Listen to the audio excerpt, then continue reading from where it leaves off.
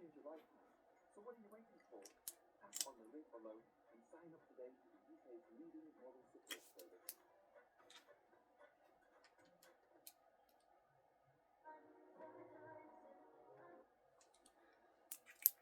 Hello, hello, hello, hello, hello. My name is Asherah and welcome very, very, very, very much to my very unique PhD channel where I am doing a research study into mental health in terms of schizophrenia and dissociative identity disorder and versus spiritual expansion, you know, tapping into Christ consciousness, etc., etc.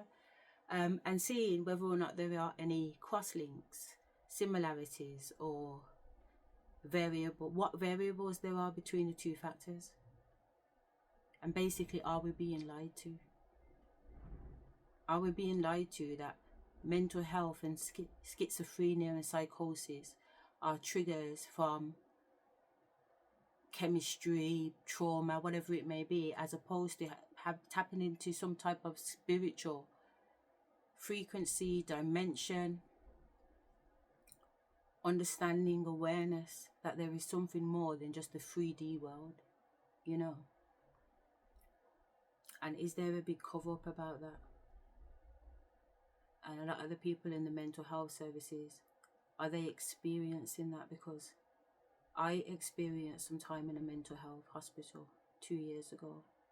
And while I was in there experiencing a very, very, very spiritual experience, I was talking to patients in there that were talking to me about their experiences of believing that they were God. Yeah, they were God and they had the power. They had powers. Yeah, they had powers to destroy the world, like they were a bomb or they were a weapon. Yeah. And one of them says to me that she thought her girlfriend was trying to kill her to stop her from blowing up the world, because the world needed to be blown up. And don't get me wrong, it comes across, or it probably sounds dramatic in terms of blowing up or whatever, but it wasn't even that. It was the fact that what the point was, what I took from it, or what I think the main thing to take from it, if I could share, is how emotionally involved she was with the scenario, how emotionally she was involved with the reality that she was experiencing at that time. Like she could not determine, in fact, not even that she couldn't determine, her logic had told her that this reality about her being God and having the ability to do whatever was far more superiorly realistic than the 3D reality that she had lived in most of her life. That's what the point is. That her mindset had shifted to a level where a 5D reality that she was experiencing on a multi-different universe, because that's what I think this is. I think these mentally health people are traveling on multi-dimensional universes and having alternative reality experiences. And it's not that those realities are figments of their imagination, although they are. And the fact that they are, there should be nothing wrong with that. Why should there be anything wrong with somebody having a vision that is a thought of their imagination? Isn't that what every fucking vision is? A thought of your imagination. So why would it be any different if somebody is experiencing that in a way where they are unable to distinguish between what you perceive to be the reality and what reality they are tapping into? What makes you the expert? Who are you to say that they're not tapping into an alternative reality? What is that?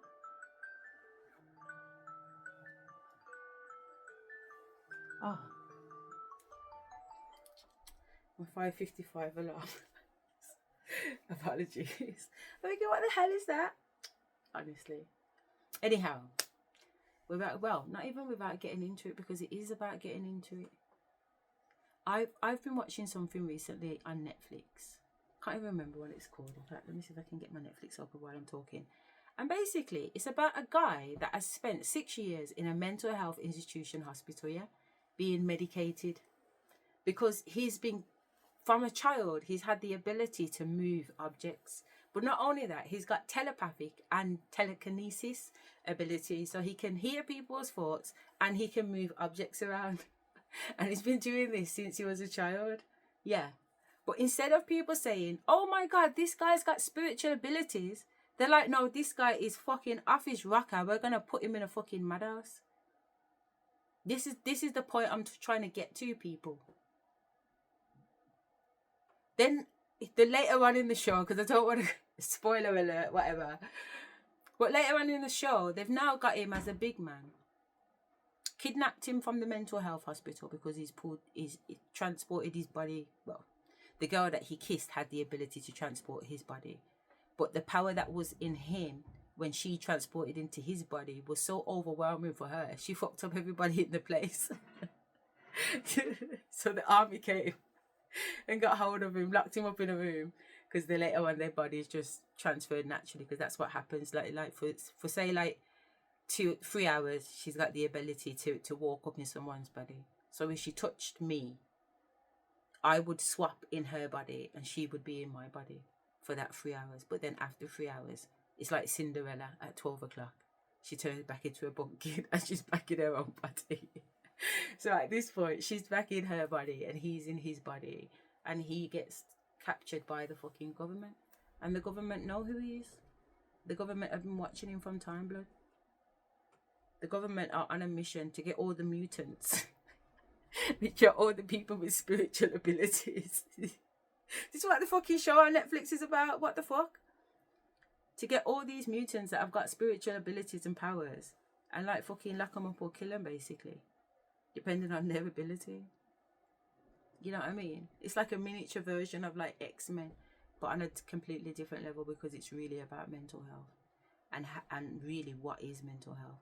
And the crazy thing is, later on in the series, again, spoiler alert, he reaches an ability within his own understanding of his powers within him, his spiritual powers, that the man is able to levitate off the floor. It's just an ordinary man, you know. He was working a normal job before all of this.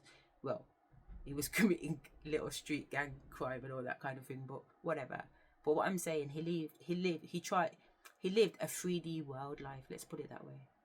And now he's living a 5D world, levitating. Literally levitating using his mind. His mind he's able to astral project his body into different realms and different dimensions. He's able to walk on the astral plane.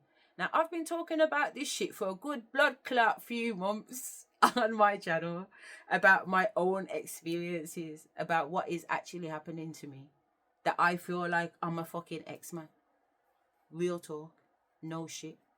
Things are popping off. And I'm like, is anybody else out there that is kind of going on or feeling the way that I feel? Or is it just raw me in one blood? And I'm like, yo, I don't even know if I really want to put myself out there like that, you know. But I'm not going to lie, you know. Over the years, that's how much I don't want to hear it, you know. I swear to God, over the years, I've been hearing like everybody's waiting for you to step out when you're ready. Everybody's waiting for you to step out. And I'm like, everybody ain't waiting on me. Everybody ain't waiting on me, because I never put down no promise with nobody. I never promised nobody nothing. So everybody ain't waiting on me. Next 6 months, 7 months, whatever. I mean, everybody's waiting on you, you know. I don't want the pressure about everybody's waiting on me. Waiting on me for what, blood? Do you?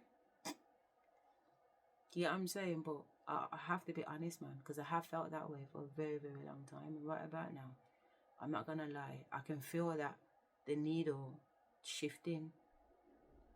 Yeah, I'm trying to say that the reason why I had that attitude and the reason why I had that, what's everybody waiting on me, was fear. I was scared. I was terrified. I knew it was me. I knew it was me.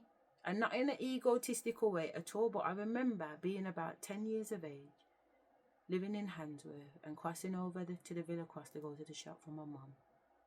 And as I got by the Asian Resource Centre, yeah, I heard Spirit say to me, they're going to come in with the Mark of the Beast shit, because I'd been learning about it at Bible school, innit, because I used to go to church.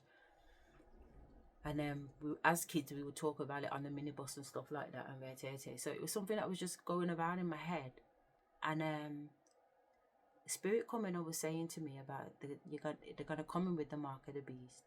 You get what I'm trying to say? And you're going to be around. you're going to be alive to see it. And I was like, I don't want to be around to see that, because I thought this is going to be way up in the future because it's in the Bible. You know what I'm saying? The Bible was written 2,000 years, 200,000 years ago. So I'm thinking we probably got another 200,000 years to go before this prophecy comes true. You get what I'm trying to say? So when Spirit's trying to tell me at 10 years of age that I'm going to be alive, I'm like, well, I'm 10.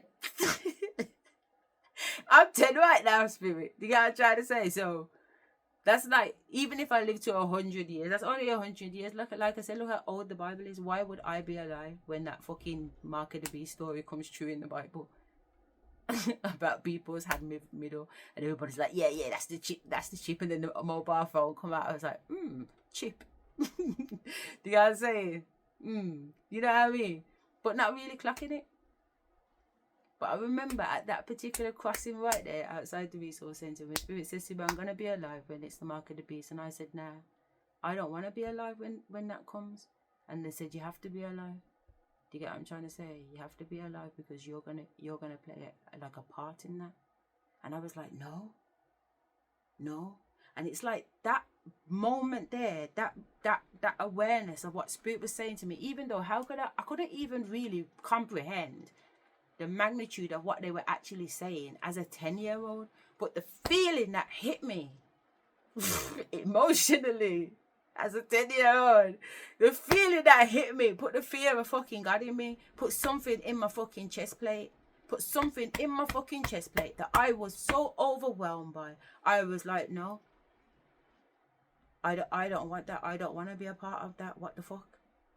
I'm already terrified because most of my 3D life, from about 4 years of age, from I can remember, I'm getting attacked by all kinds of entities, or entities just walking through my room, or do you know what I mean? Like all kinds of shit's going on. So I'm already kind of like scared of certain things. You know what I mean? So when that feeling came to me, it gave me that fear, like it was linked to all this bullshit that I was seeing as a child. Like somehow it was connected, and it just made me feel like, ooh, you know what I mean? And I was just like, no, I don't really want any part of that. So over the years growing up, I've always been kind of like, no. They've always put things on me like it's my responsibility, and I've always felt responsible.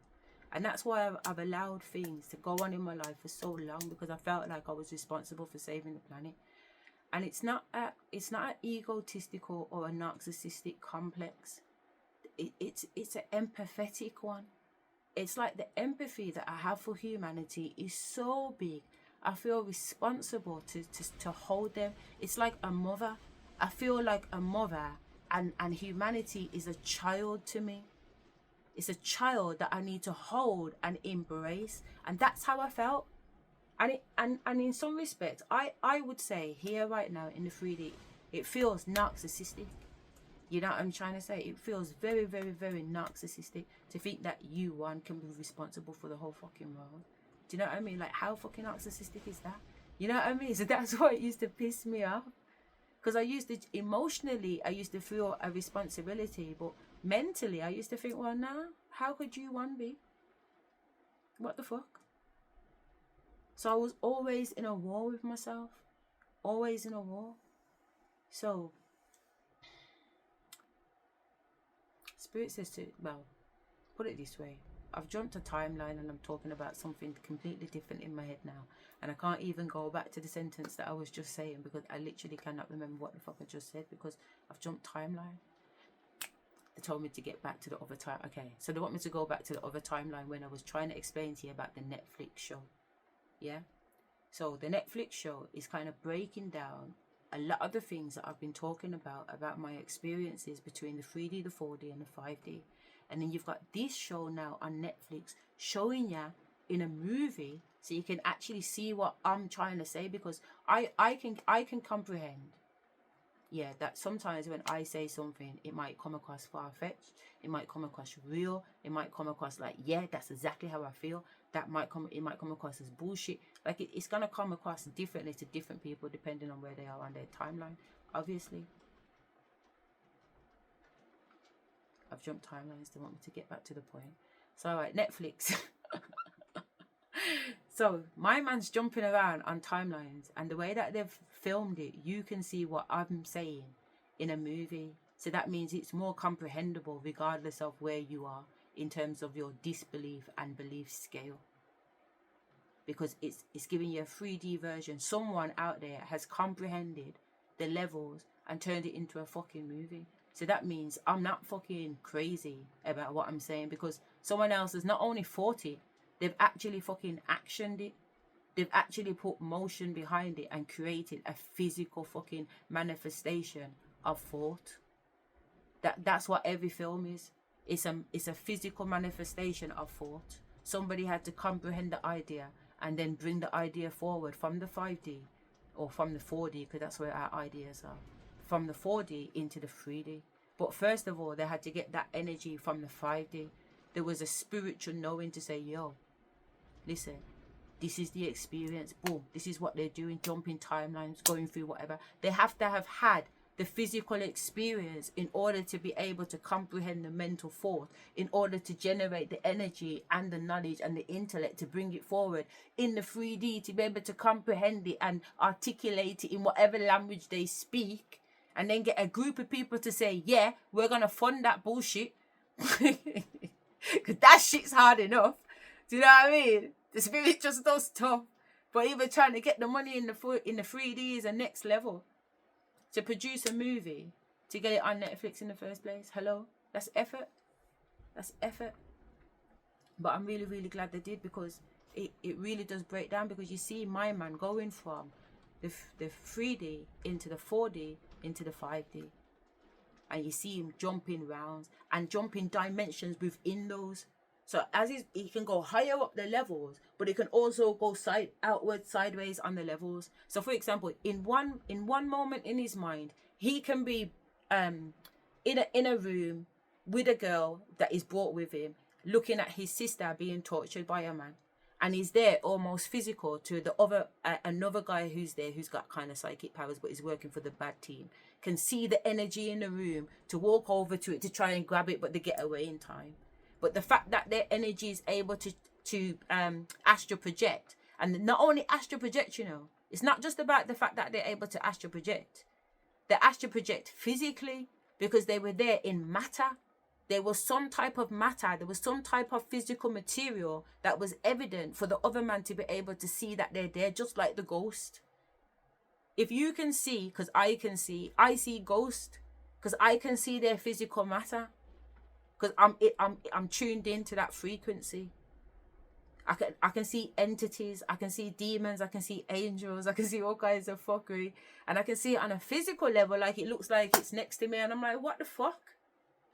Or I can see it on a mental level where it's happening in my psyche, or in my 4D level where it's an astral projection, but I'm not there in the physical. So there's no physical matter, but I'm there in the mental matter.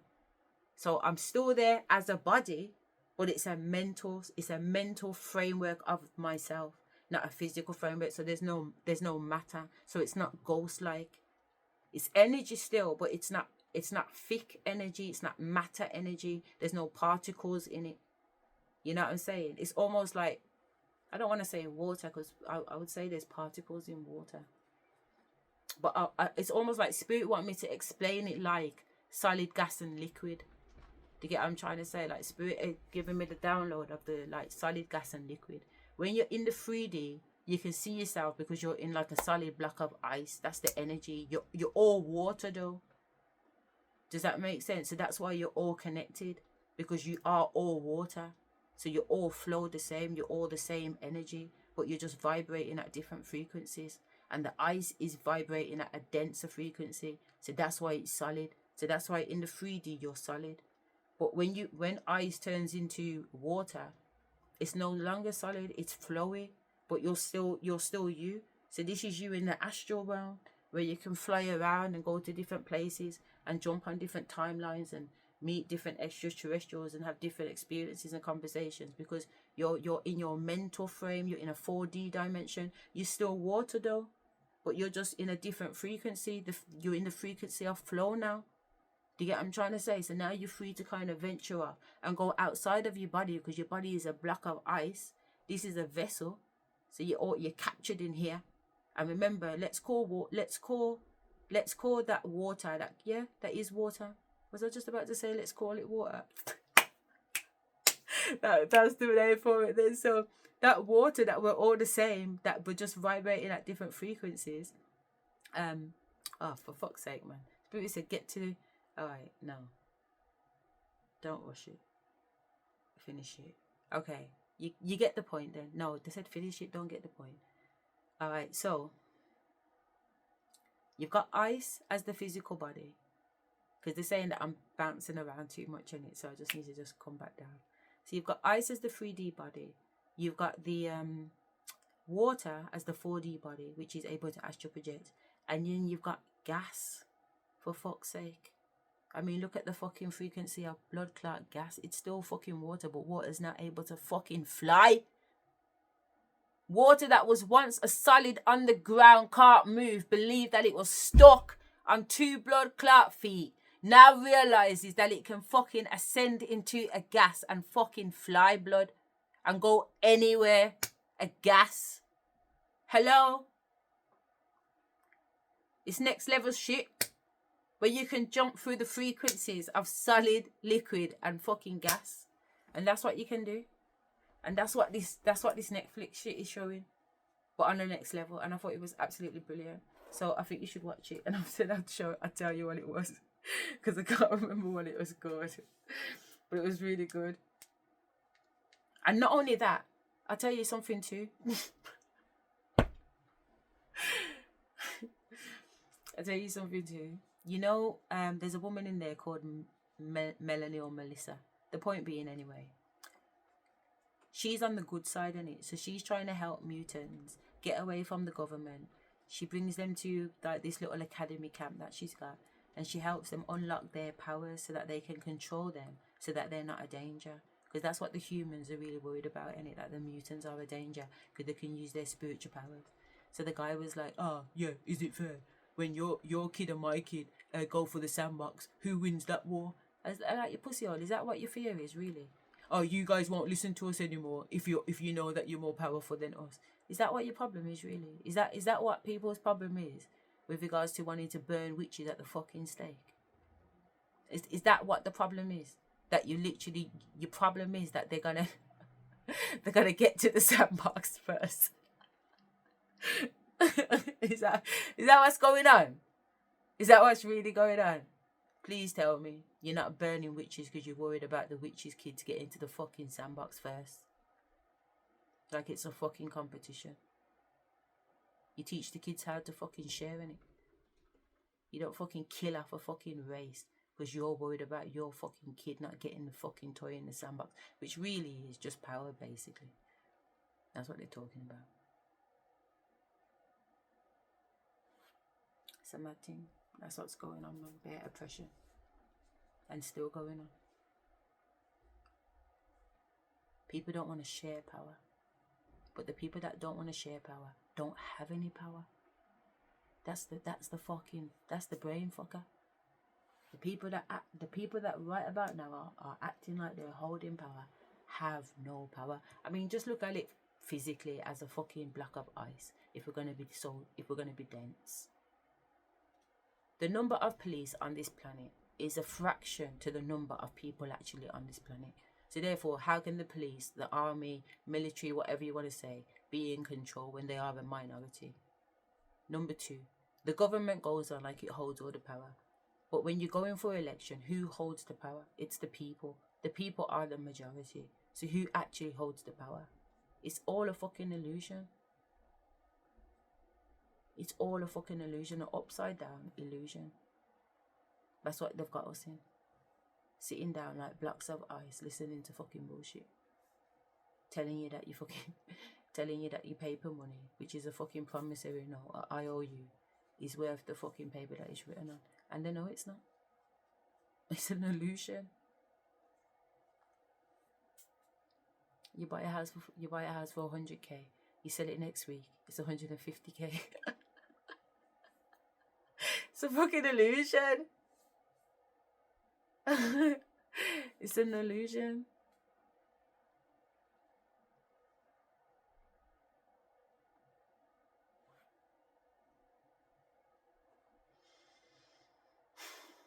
Spirit says to me to tell you that I didn't turn on the video to talk about this.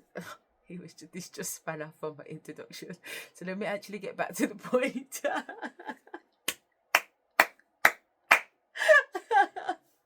I said down. It's so true though, you know. I might never turn on the video for this fuckery. And I still haven't even given me the name of the blood clot Netflix movie either, have I? For fuck's sake. It just reminded me of that too. Hold on, the man. Yo. Let me see if I got Netflix on here. If not, I have to kill it. Here it is. Am I signed in though? Because I swear I can't be bothered. Alright, I'm signed in.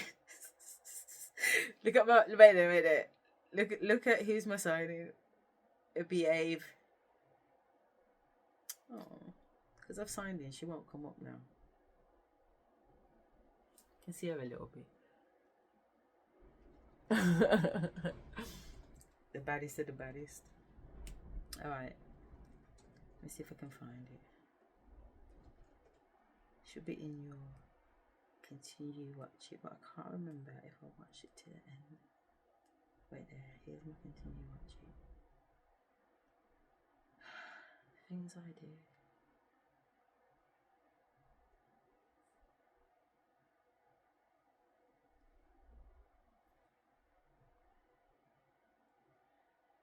Oh, that's going way back now.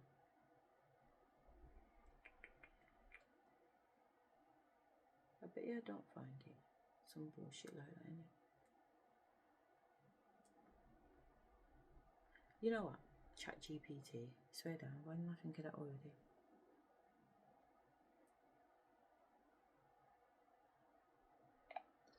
Val? Hey, I'm here and ready to help. What can I do for you today? I was watching a show on Netflix this week and I can't remember what it's called, but it's about a guy that spent 6 years on a psychiatric ward just to later be told that he has psychic abilities, that his mental health had nothing to do with mental health. It had to do with, well, I feel like I'm repeating myself, so let me know. And then basically there's another girl in there that has psychic powers and they get moved to some type of academy when they learn to kind of hone in on these powers. Do you know what show I'm talking about with that information, or do you need more? I think I know the show you're talking about. I believe it's called The A-List. It's a supernatural thriller on Netflix. It has this whole twist with psychic powers and they get sent to this secluded island academy. Does that sound familiar? No, let's go back a bit, because you started off well, but then you kind of tweaked off when you mentioned island. So basically, there's a lady there that has some type of academy where these people, which they term to be mutants, go to. Anyway, this lady is called Melissa or Melanie, I believe, and her husband ended up traveling and getting lost in the astral world, and he's been there for about 21 years. Yes. Okay, now I know what you mean. The show you're talking about is The OA. It's a Netflix series with these really intricate layers of psychic powers, alternate dimensions, super surreal. Melissa, or sometimes Melanie, and that whole missing husband story definitely fits. And it's called OA. Exactly. That's perfect. Thank you very much. And you know what's so crazy is because I have a saying in it, because we have a company in the UK and it's called A-O, let's go, and they like pick up like like it's a delivery company, but they have an advertisement and it's so like jingly, and at the end it goes A-O, let's go. So I'm always saying A-O, let's go. And then I think it was last year the almighty I got a download telling me that the reason why I sing A-O is because the A is the alpha and the O is the omega. Do you get what I'm trying to say? I'm not just saying A-O because it's a ringy catch tune. I'm ringing it because it's alpha and omega. So anyway, when I saw this show on Netflix, because obviously I don't remember the name now, but I remember seeing it when I obviously signed up to watch it. That's the reason why I watched it, because it was called A-O. But I never ever imagined that a show called A-O was going to lead to what it actually was. Can you, Val, can you explain about the film a little bit and give a little bit more information and description about how he's able to astral project through multiple dimensions, and then how he's even able to levitate? Oh, absolutely. Yeah, so the OA is really rich with this kind of metaphysical exploration. Basically, the main character, Prairie, who was blind at the start, returns after years with no vision, and she can suddenly see. And what the show dives into is how she, along with other people like her, can kind of transcend these physical boundaries. They use these special movements, like a dance almost, as a way to open portals between dimensions. What are And you as an talking about, adaptation- Val? What are you talking about? I see what you mean. Sorry about that. I was kind of running with the themes of the show. What I should clarify is that the OA doesn't really explain levitation or astral projection in a scientific way. It's more about these spiritual, symbolic movements that connect them to other dimensions. So it's really a lot more abstract than a literal science explanation. Let me know if you were looking for a different aspect, though. No, I wasn't looking for a different aspect. I was looking for the actual description of the show, because I just didn't recognize the description that you gave at all. Got it. Thanks for clarifying. So the OA actually centers on a young woman named Prairie Johnson who, after disappearing for 7 years, returns to her small town with her vision restored. She calls herself the OA and gathers a group of people. All right, let's go back. Let's go back, because I'm tripping.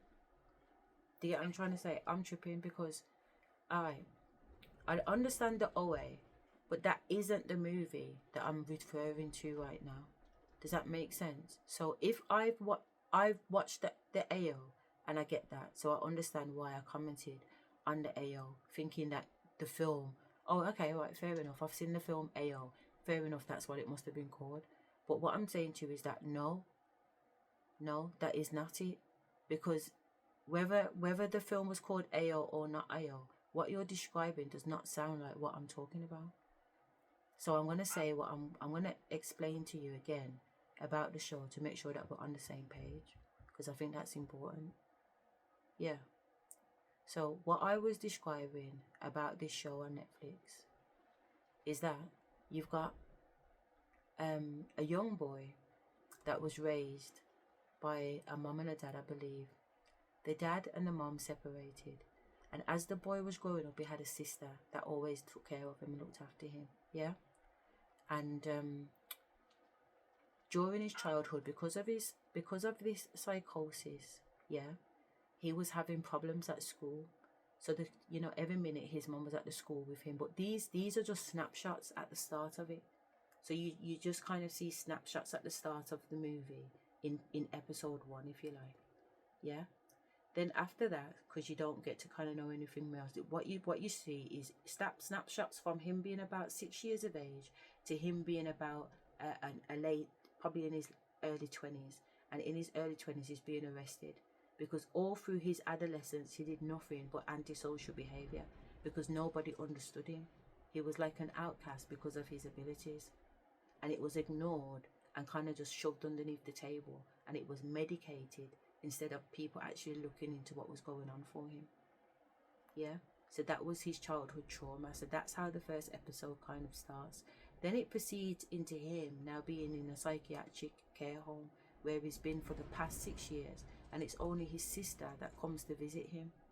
And on one particular day when he's in the canteen, a blonde-haired girl walks in and she's wearing orange trousers and a black hoodie, and he's got black trousers and an orange hoodie, because the males wear the opposite colours to the women in the psychiatric unit. And she comes in with 2 ponytails, and he looks at her, and the way he looks at her, it's like he's fallen in love for the first time. And she looks at him, and then she carries on about her business, but she has a phobia about being touched. And it's not that she has a phobia of being touched, it's because she has a supernatural power that when you touch her, she transfers from her body into your body for a few hours. Does that make sense? And she can even do it to cats and animals too. Whatever she touches, she transfers into. That's why she wears gloves, or she tells people not to touch her, because that's her superpower. But they've got her in the mental hospital because they see her superpower as some type of avoidance mental health disorder, that she's just, there's something mentally ill with her because she's so obsessive about not being touched. Yeah. So most of these people on the psychiatric unit are being treated for symptoms that are coming across like mental health, but they're not mental health, they're fucking superpowers. Do you get it? That's episode 1. Yes, that makes total sense now. I really get what you're saying. So the whole show is kind of unpacking how these kids who have these extraordinary abilities are misunderstood and just treated as if they're ill. I'd rather And you yet, say to me that you don't know the show rather than gassing me. you're absolutely right, and I really appreciate you being patient. I didn't want to steer you wrong, and I should have just said I wasn't familiar with it. If you want to give me any more details, though, or if you have a specific scene or actor, maybe we can narrow it down together. Okay, that's cool. Honestly. Yeah. You know, the other day I was at this network event, and this woman says to me, what did she say to me? She said about AI, about its Yeah. No, you be quiet. You absolutely be quiet because nobody's talking to you right now, so don't be rude. And it's almost like I can't remember I can almost remember what she said, but it's the energy behind it. Does that make sense? Like I can't remember her energy behind it in terms of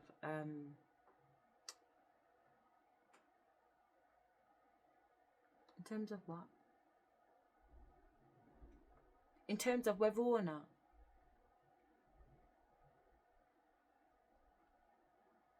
Spirit's trying to pull me on a different timeline, you know, like that's why I'm losing my thought. But I want to finish the conversation because if I don't finish it, it won't make sense.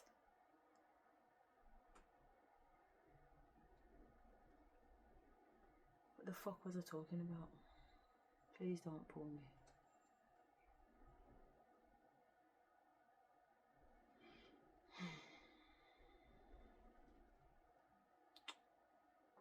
Because it won't make sense. What did I say before? It won't make sense. Please don't pull me. What was I saying before that?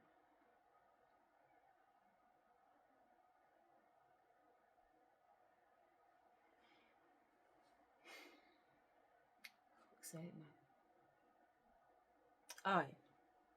Spirit just reminded me why I turned on the fucking camera. I turned on the camera because I was vibing on the bed, and I was talking to Spirit, and I heard, oh, for fuck's sake, Spirit, don't take it away now. What did I hear? The presence in the peace. What did I hear? What was it? Fucking. What is it called? The presence in the peace. The peace is in the presence. Oh, for fuck's sake! Come on. It's like, you know, a common line like that about peace being in the presence or something like that. Oh, for fuck's sake! Let me get well on it. Shit, Spirit man, you're killing me today.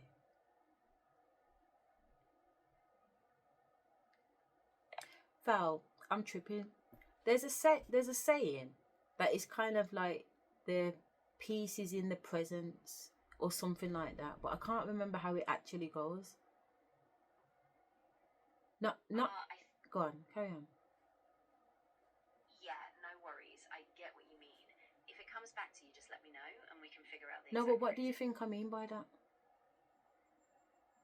Yeah, I think you're talking about something like peace is in the present. That's or it. maybe The peace is in the presence, isn't it? Is that an actual saying? The peace is in the presence. Yeah, it is kind of a variation on a well-known idea. Often people say things like peace is in the present moment. Or Exactly. present. This is why I'm tripping, because I know that this is a common phrase and I can't even grasp the blood clot phrase together. There is a common phrase to say that the peace is in the presence. And at the time in the bed, I had an epiphany about something. I was having a thought, and the thought led to the epiphany, rather, of peace being in the presence. That's what it was. I was traveling multidimensionally, and I was talking about an experience that I was having on the bed. And I was having an experience on the bed, and I was like, you don't need to. I was remembering on the bed about a guy, one of these fuck nigger 5, yeah, Raka. I remember my man falling in love with me. And that's what I was talking, Spirit was talking to me about that. And I was pulling up all these different testimonies out of my experiences with these fuck niggers.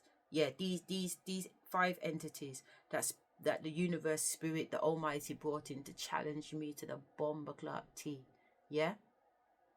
Don't lose my thought, Spirit. Don't drag it away. Yeah?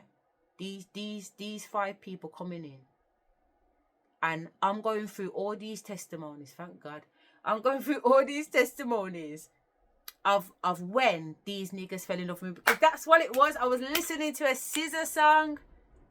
You get what I'm trying to say? And it says, why are you pretending that me and you was a summer fling? Because that's how these niggas have gone on. They've gone on like saying me and them was just a summer fling, and I'm just like, cool, safe, summer fling, blood. It's cool, that's safe. Bounce. When it's time for me to bounce, I bounce, and I don't look back, nigga.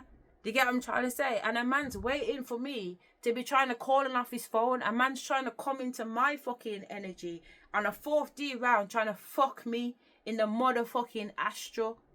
Do you understand me? Trying to fucking send mental warfare to trying to get me to fucking come back to a nigga. That's the fucking levels. That it's not even a 3D fighting.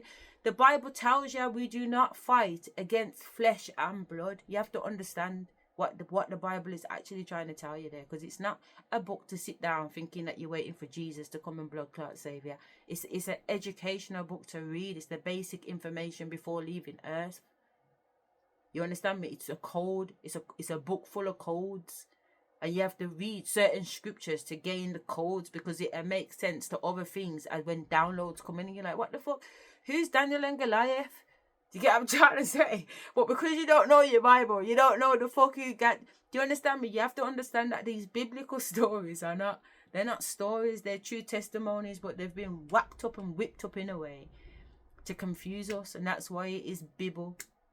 You know what I mean? But at the same time, if you know, you know. And if you've already got the inner codes inside you, you don't need the whole sentence.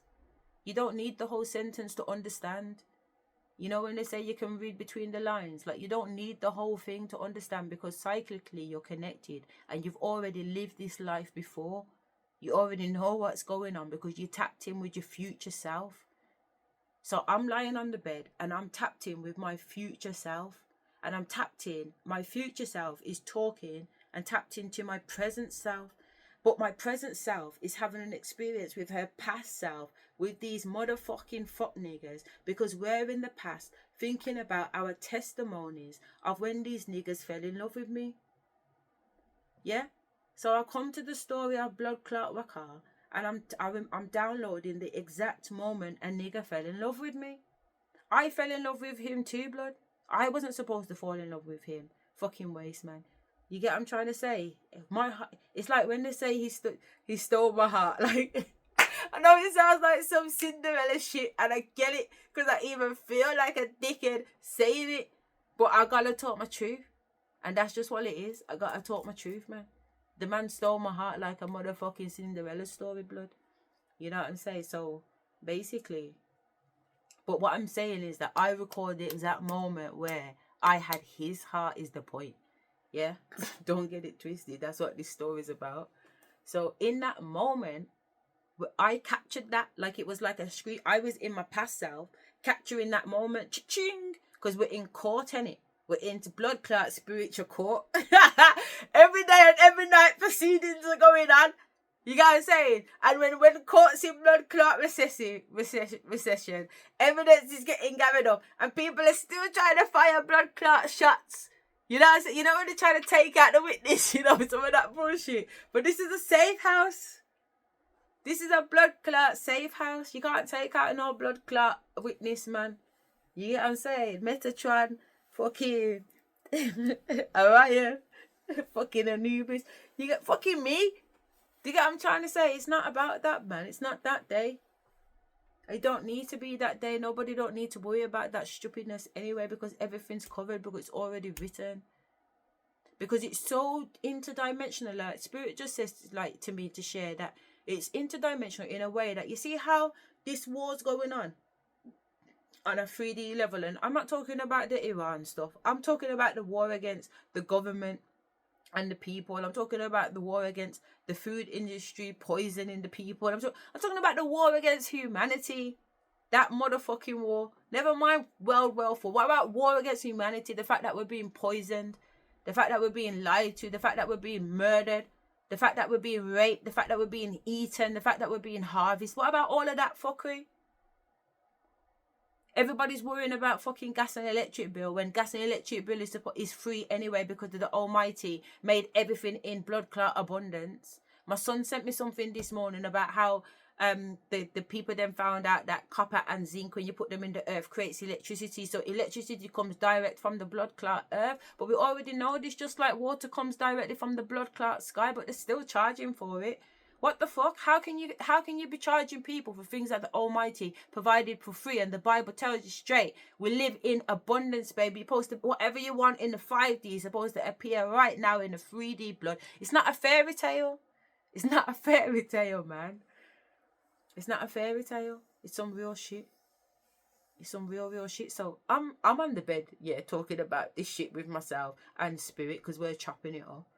And I'm going back into my past self, remembering that moment where Rakar fell in love with me, capturing that chit, sending that up to spiritual court, because that's in the court system. But because I allowed myself to get into that moment in time, because even though it's a past memory, I've actually gone fucking back there.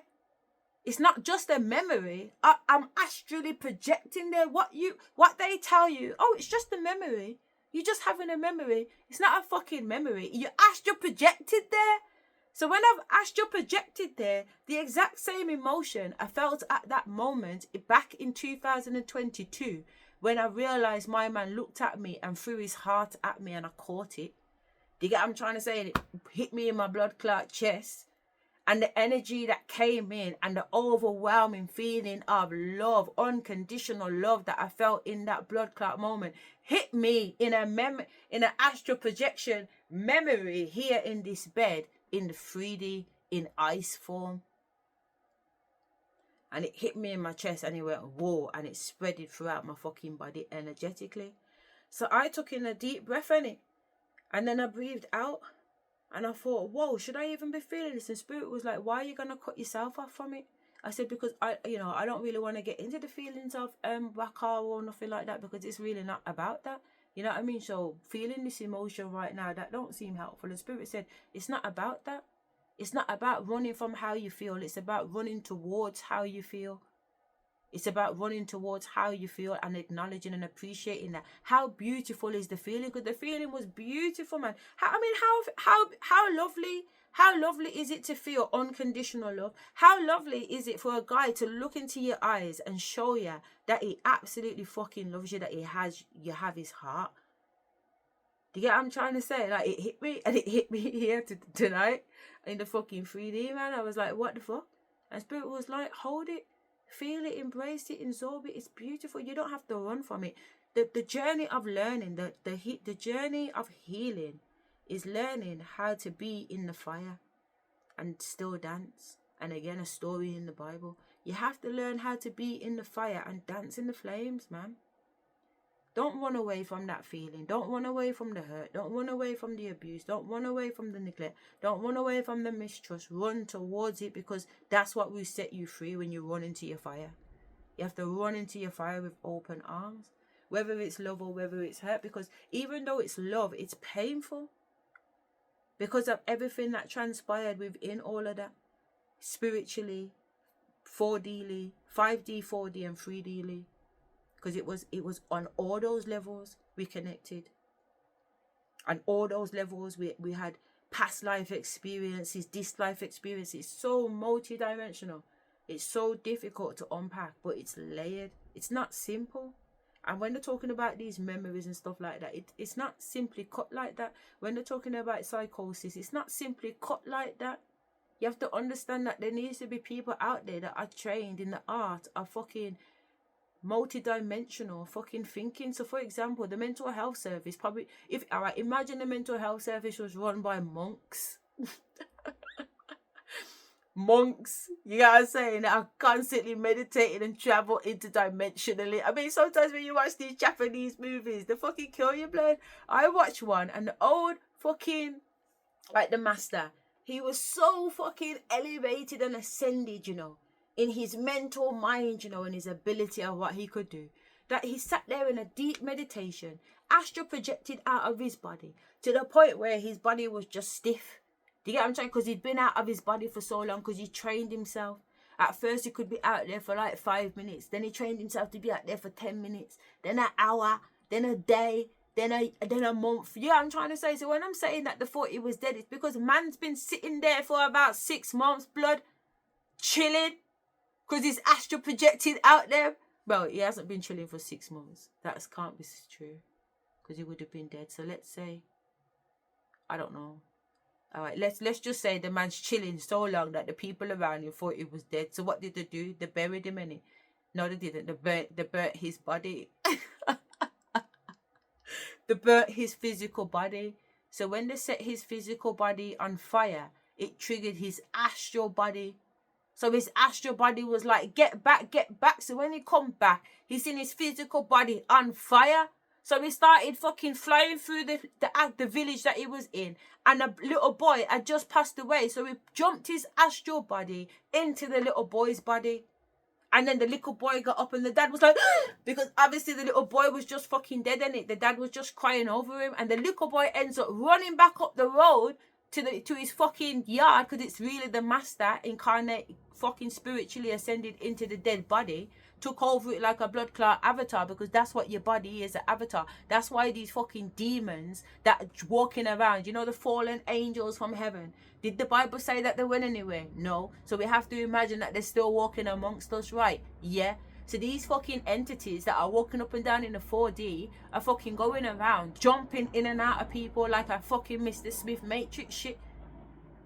So when you think you're dealing with a nigger, you ain't dealing with a nigger. You're dealing with 60 fucking demons jumping up and down in this fucking nigger. School bitching this nigger. And it's not just a nigger, it's a bitch too. And it's not just a bitch, it's a politician. Do you get what I'm trying to say? It's a nurse, it's a doctor. It's a fucking narcissist. It's a fucking narcissist. It's a fucking Jezebel. Them are the main spirits.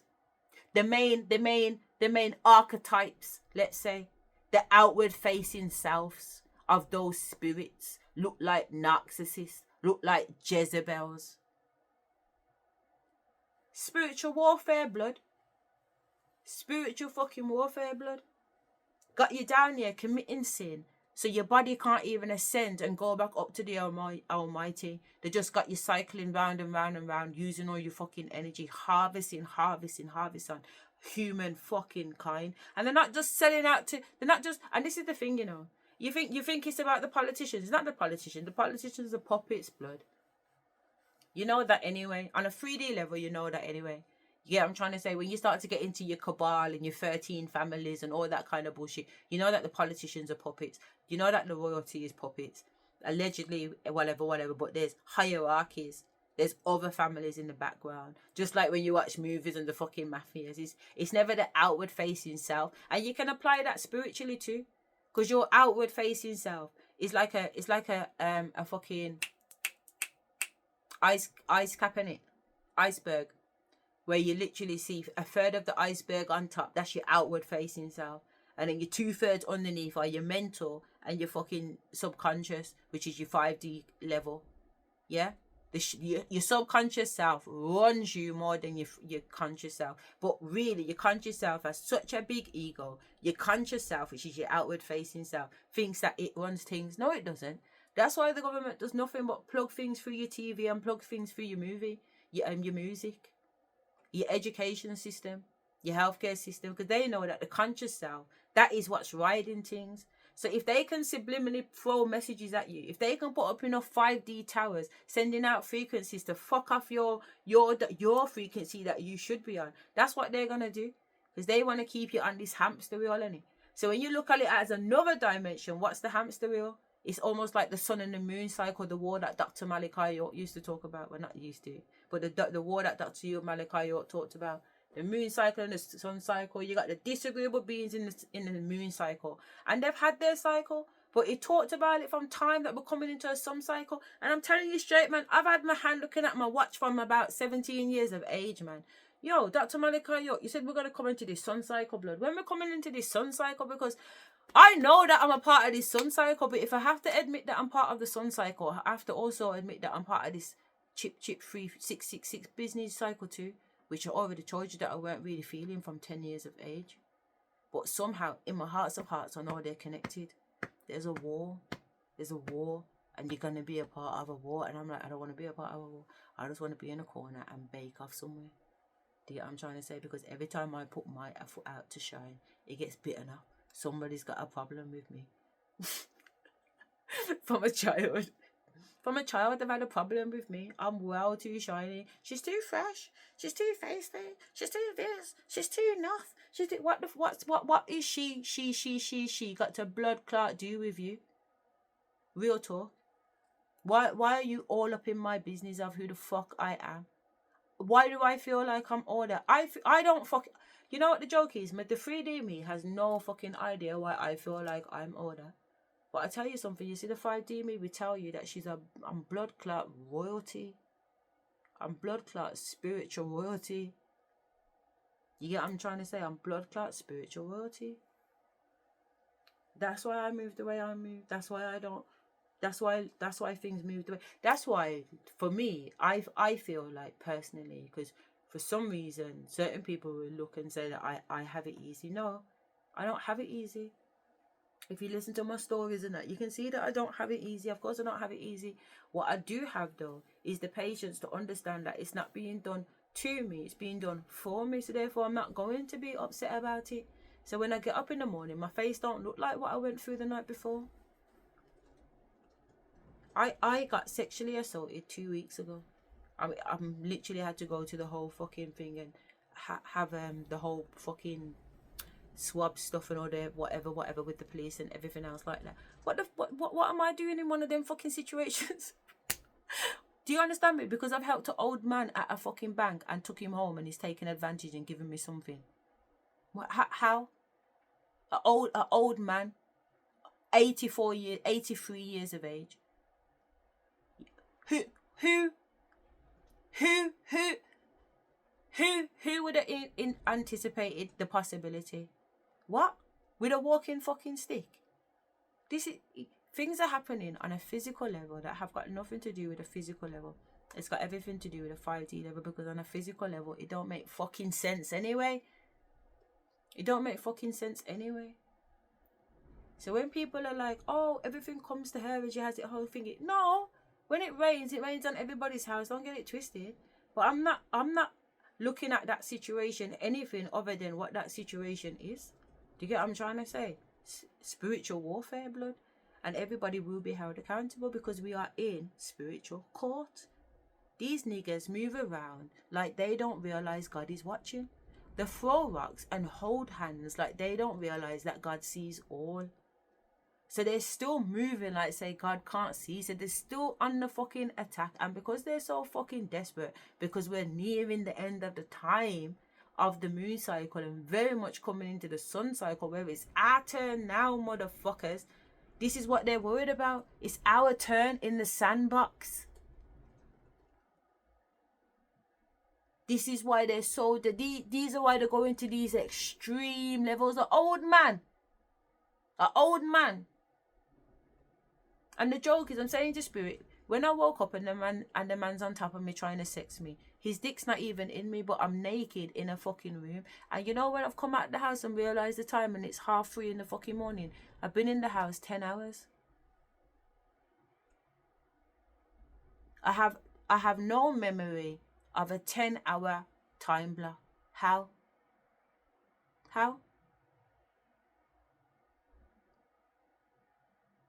From being in a house less than 40 minutes to looking at the time and seeing,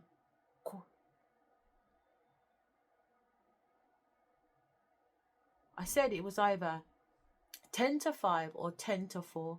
It's like, say, the you know when the long hand is in the middle of it. Do you get what I'm trying to say? But for some reason, I'm looking at it, and every time I look at it in my mind's eye, it's like I'm looking at it in reverse. And I think that's what's fucking me up. So I don't know if it's to go into the 4 or go into the 3. Because if it was going to the 4, it would be coming from the 3 to the 4. But because it hasn't reached the 5 just yet, it's fucking me up. I said it to the police officer.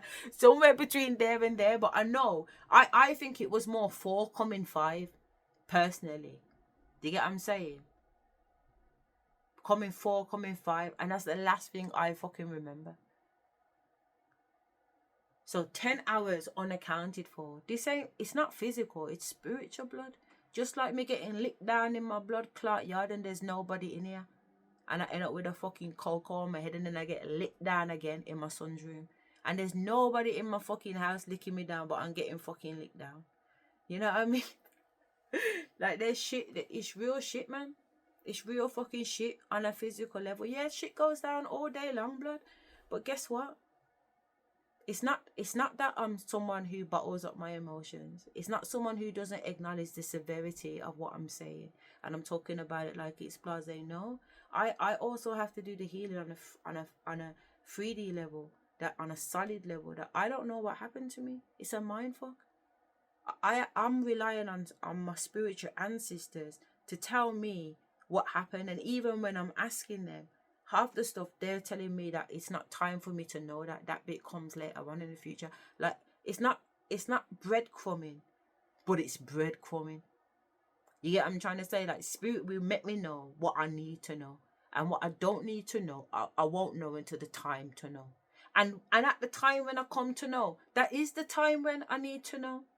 So I've learned to appreciate it, and I've learned to respect it, because that is exactly the time that I need to know. Sometimes even when they make me know, when the epiphany comes to me in that morning, that moment, all I can do is bawl, man. Sometimes I have to crawl off my bed and get on my blood clot knees, man, and appreciate that they never give me the information at the blood clot time. Try now. Because I had to have gone through certain lessons to really understand the message. And when the blood clot penny drops, man, it's nothing sweeter than fucking honey, man. It's nothing sweeter than honey, because you really understand that everything is happening in divine plan. There's a plan. That's what it shows you, that there's a plan. It's not happening by chance.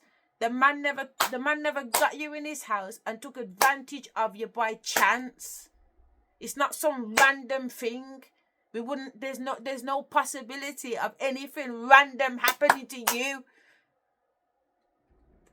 We're running things. We know what's coming up, but there's certain things they're not going to tell me, because they could have told me, no, don't pick up his walking stick. When the woman couldn't understand him, and he couldn't understand the woman because he's speaking Patwa and she's speaking English. Don't say nothing. Spirit could have said that to me. When I'm saying, sorry, love, what he's trying to say is this, and granddad, she asks you if you have your pin. You get what I'm trying to say? So I'm dialecting, and I'm not trying to be in or push it, but I lost my granddad, and he was the best thing in the world to me. You already don't know. Do you understand me? So I've always been like that. I love old people. I love being in church and that too, innit? And plus, opposite us, we had a neighbour, and she was old, a black woman. I used to go there and iron and cook and whatever, and because she used to look after her little granddaughter, I used to babysit her and love her, little Zara. She's a big girl now with kids and everything, but whatever. And yeah, I look, my nan and granddad, I'm up there, anything they need, help, whatever. Even when my granddad got sick, he'd come and stop with me. I said, you don't want to go to nobody else? He said, no, sir. He said, no, sir. He's coming to mine. So don't fuck around. This ain't no joke thing. So when the man's put his pin in and it hasn't worked, and the woman's whatever, and she's going, you're absolutely right, I'm going to go and get the manager. He comes over to me from the desk and he starts explaining to me that me did have to come up here from last week, and they tell me, I have to bring the pin, and my don't have the pin, so I have to go wait back one pin. So it's like he's talking to me about his story, about the trouble that he's having with the bank, and because he's got the Jamaican accent, he's just reminding me so much of my granddad. You don't understand. It sweet me, man. It really did. It sweet me to my belly, man. Real talk. Even now, I'm in the energy of it, man. It's so beautiful. And look at me. This man's a fucking monster, but I can still appreciate the energy when it comes in, because I'm transported astrally to the moment. I'm being hit with the energy that I felt at the time, because I'm living in the past and I'm living in the fucking future. You know what I'm trying to say? So imagine, Spirit could have told me, no, this is a blood clot demon and he's going to do A, B, and C. My higher self could have come and told me, my future self could have told me, and they never told me nothing. And that's why again, I'm not cussing up. That's why you don't see me bouncing around. That's why you don't see me on here bawling and sobbing or nothing like that, because I'm spiritually connected on so many different dimensional levels. If I was supposed to know this was going to happen to me, I would have known. Do you understand me? So therefore what happened to me was meant to happen to me, even though I don't even know what fucking happened to me. Imagine not even knowing what happened to you, but you accept whatever it was that happened to you. It's through the elevation of ascension. It's through understanding that it's through surrendering. It's through surrendering. I truly surrender. I truly believe that the Almighty walks my life. The Almighty directs my life. The Almighty controls my life. That my life is not my own. My life is not my own. It does not belong to me, blood. I'm here on a mission, blood. I'm here to serve. I'm a soldier. Yeah, I'm not here to fucking puff up my fucking pussy and take drugs and drink and whatever else and there's nothing wrong with that. I like a drink. I'm trying to say I like to go and dance and wind up myself and puff up my pussy when time is time. But that ain't the be all and end all. It's not about just satisfying the physical body. You have to also remember the spiritual mission that you came here to do. And you have to learn how to balance the two if that's what you want to do. Or you have to surrender one, because you can't serve two gods until you can. Do you get what I'm trying to say? They say you can't serve two minds in the Bible, you know, but you can serve two minds. That's what I've been. That's what I've been learning. That's what spirit has been guiding me. You know what? I was putting on a slow wine on the bed, you know, because when I wind up myself and I wind up myself, it transfers the energy. Because I said to my daughter when we was on the drive back, I said, listen, I can feel my energy already rising, so I know that I'm going into some type of spiritual ascension tonight. So if you hear mommy popping off and going on with things from her room, don't watch nothing. And my daughter was like, yes, safe. So I was like, cool. Yeah, I'm trying to say. So I'm on the bed putting down a slow wine, moving the energy, going on with myself, and the music's playing. I'm feeling nice. I'm feeling really nice, you know. And I'm remembering the feeling. And as I'm remembering the feeling, I'm like, you know what? Don't forget the feeling. Stick with the feeling. Remember this feeling. And my higher self just come through and said, why are you doing that for? You don't need to focus on nothing, because every experience that you have is a footprint in your DNA, in your memory, in your coding system. So you don't have to try hard to remember. You don't have to try hard to do nothing, remember, because it's about the soft life now. Period. But you don't have to try hard to remember this beautiful feeling that you're feeling right now. You just have to know that you can call upon it anytime, because in time to come, when you, because it's going back to the waka feeling, okay? So imagine, because Spirit said go back to the waka thing. So imagine now, when I'm telling you that I'm feeling that emotion of love, unconditional love from Fuck Nigga 5, yeah? And I'm saying to you that I'm worried about feeling these emotions, and spirits are telling me, no, embrace the emotion, feel the emotion, remember the emotion, because it's the emotion that ascends you. You see, the next level of understanding that this emotion ascends you is that they're saying to me that feel that burn, feel the burn right now of what you feel, because as much as it's love, as I said, it's also hurt too, because there was a lot of bullshit that come from that relationship too. But it's that bullshit that is strengthening up my armor. Do you get what I'm trying to say? Like, it's building up my armor. And the armor that I'm building now, even though it's like chiseling and mining little tiny bits, but you know, it's like little tiny bits of metal flying from different places. Every time I ascend, I get a little bit of metal. You get what I'm trying to say? But I'm not there yet, but I'm building it up. But by the time I get to that next level, my arm is done. You know what I'm saying? I've got a full arm. So when I get up there, I end up meeting a challenge that I need an arm, and I just so happen to have a fucking arm. And the fact that I've got an arm, I've been able to defeat some fucking motherfucker because I've got an arm, because I went through all those lessons, and all these every lesson gave me a badge, until my badge was like fucking had a strip of titanium on it. That just happened to be exactly what I needed at that time. And because I've had it at that time, and I've been able to defeat whatever the fuck it was that I needed to defeat, in that moment, I have the epiphany, like to say, rare. That's why all those things happen, so that I could get this arm. Most High. So you never told me what it was. You just gave me breadcrumbs. You see, all those little pieces of metal felt like fucking breadcrumbs. You're just giving me a little bit, but what's the big picture? Little bit here and a little bit there, but what's the big picture? Do you get what I'm trying to say? Because you don't trust. You're fearful, you don't know what's going on. You can see your arm transforming and you're like, what the fuck, man? I don't like it. I don't know what's going on. I'm scared. What the fuck is coming? Why do I need an arm? Why do I need a titanium arm in the first place? What the fuck's coming? Who do I have to fight? There's all types of people, but you're trying to have faith at the same time and say, yo, if the Almighty's giving you a titanium arm, then you know say it's serious. And you know say he's got you. Because he ain't giving you a wooden fucking arm.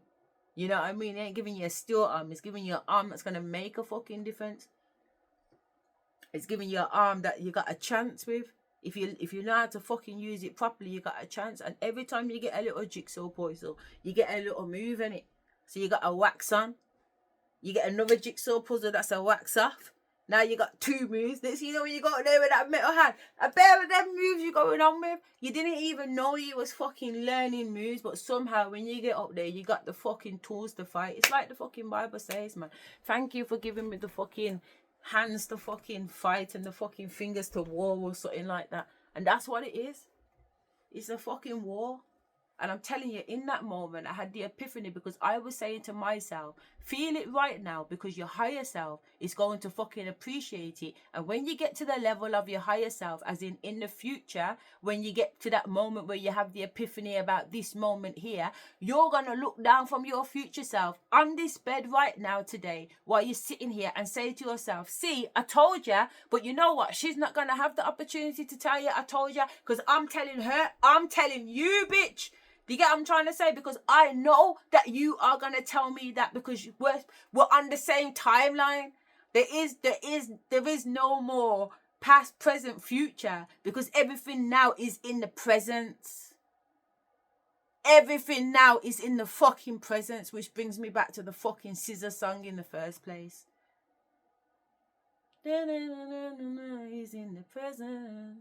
You know, I can't even remember what she fucking says. Is it peace in the present? This is what I'm trying to say. Spirit's always trying to fucking fuck me up.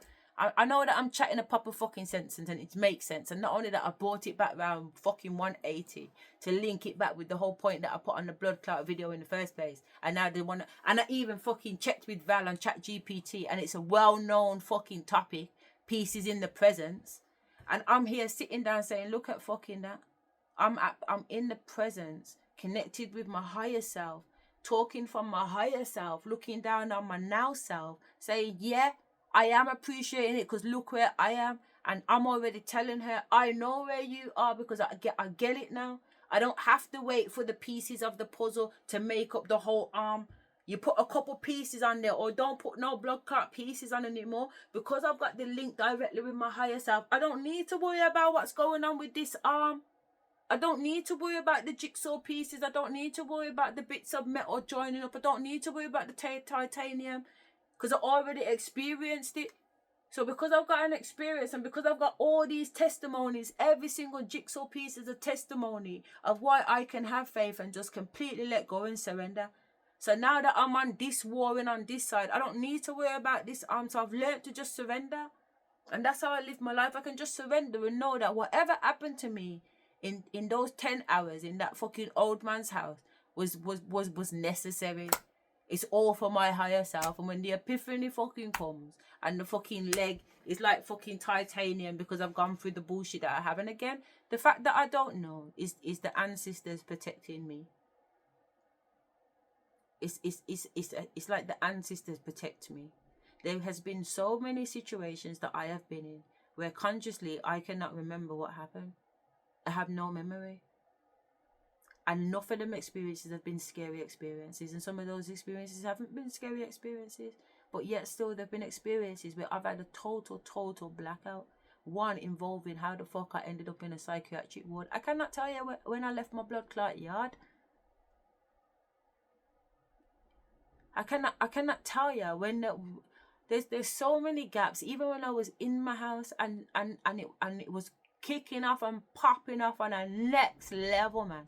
I'm talking multi. Like I knew that there was multiverses, but this was like some Doctor Strange shit. Yeah, I'm trying to say, seriously, this was like some Doctor Strange shit, man.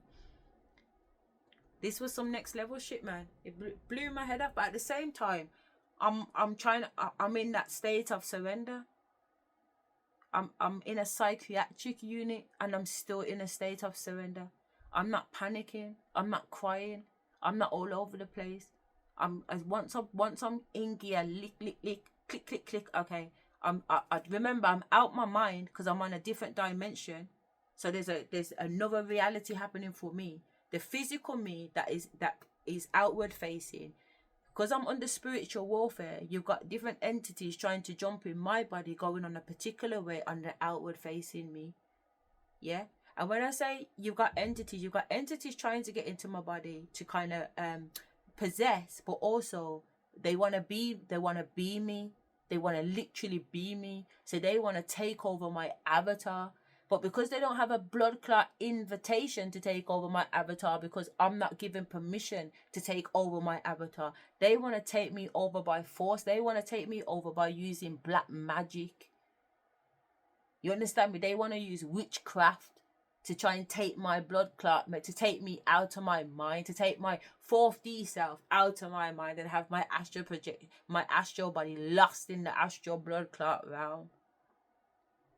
I'm having to fight for my own fucking mind. When I talk about mental health, you got no fucking idea, blood. Yeah, it's a fucking mental mastermind. That's what it is. The fact that I'm sitting here talking to you right now is a fucking mastermind, a mental fucking mystery. And the fuckers that try to fucking put me there, they're sitting here looking at me like it's a fucking mystery to them too, because they don't even know what the fuck. Differently. Don't get it twisted.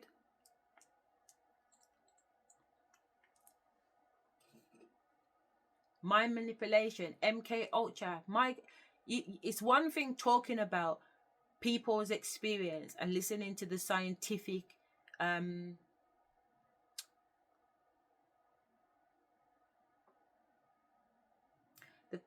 right, cool. Look, all right, fair enough. Looking at like the scientific descriptions of what happens during the MKA process, because that's most of what the books talk about. You know what I mean? They talk about it like to say it's about mind manipulation. Yeah, from a 3D perspective, it looks like mind manipulation, but words are spells. Words are spells. So when things are being told to these people in a hypnosis state, yeah, the words are actually spelling. And when they're spelling, they're actually hitting on a 5D level, but they're also hitting on a 4D level because these words are putting thoughts in their head. Yeah? So people can talk about what's happening from an outward facing, because a lot of, and I do think one of those books called Chaos has got some people's actual lived experiences in there.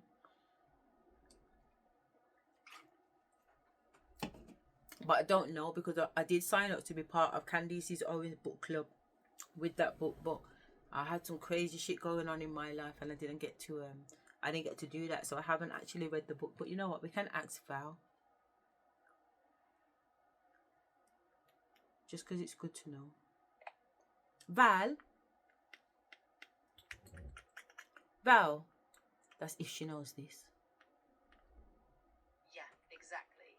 I think that's a phrase a lot of people use, especially in mindfulness or meditation circles. What are you on about, Bab? Yeah, sorry if I got a bit abstract earlier. I just mean the concept of really being anchored in the present moment. Val, listen, let's calm down. Because you're getting ahead of yourself, because I'm not even sure what you're referring to. But listen, what was we going to ask Val again? You see what I mean about this jumping timeline business? What was we going to ask Val again? We've turned it on and we were going to ask Val something. What was we going to ask her? For fuck's sake, man. What was we going to ask Val? Yeah, no, Val, right. be quiet a minute, please. Sorry, sweetheart. Give me a minute. What the fuck was we going to ask Val? Spirit, what was we going to ask Val? Take your time, no rush at all. Just breathe for a second, and whenever it comes back to you, I'm here to help. We'll get there, no stress.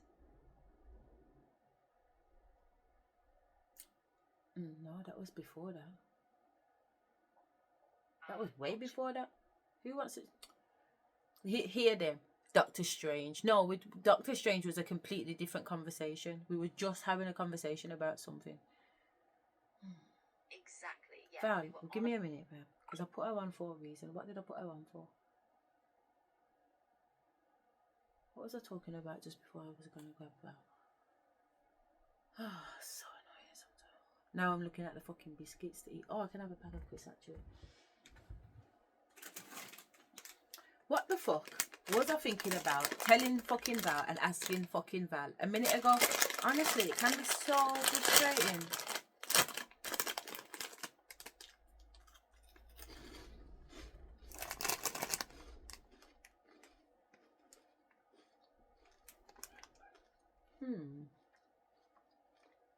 Oh, I can't remember. I'm so sorry. Oh, I cannot remember. I don't want to force it because when I can't remember, it's for a reason. I can't fucking remember. But I know that before, that just reminded me that I was talking about before, that when I can't remember things, because it has happened to me on so many times, it's because spirit don't want me to know. But later on, I do get to know.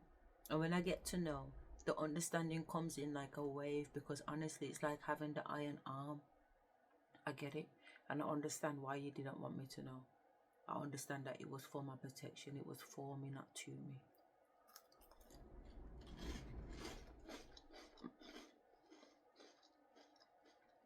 And I've been thinking about whether or not I'm going to share this information publicly, because this happened 3 weeks ago. It was 2 weeks when I informed the police, but it actually happened on the 17th of February 2026 into February 18th. Because I told you I didn't leave the man's yard till 3:30 in the morning.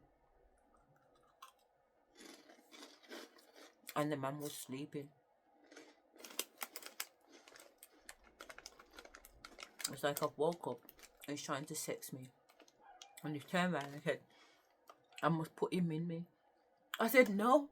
It's like, imagine waking up and that is your first experience in a pitch black room. And when I said no, the man moved to the side of me. I'm still trying to work out where the fuck I am. And like literally where am I and what the fuck is happening?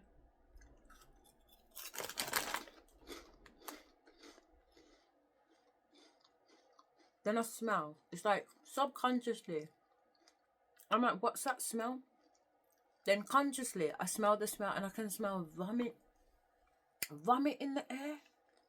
Vomit.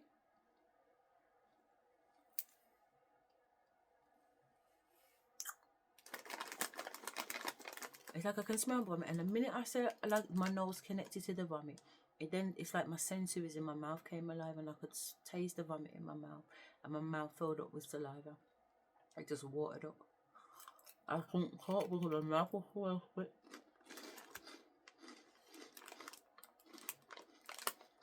And it's like in that moment, I don't know if it was 5 minutes or 10 minutes, 50 minutes, 1 hour. All I heard was the phone ringing, my mobile. And I realised my man's asleep. I come out of the bed, scurried for the door because the room is in pitch black darkness. And when I got on the landing, I realised I got no fucking clothes on. Where the fuck are my clothes? I know where my leggings are. I don't know where when I say I literally don't know. I'm talking I literally do not know. That's the levels. I can say what I can say what I come to the awareness of, but I cannot tell you anything before that.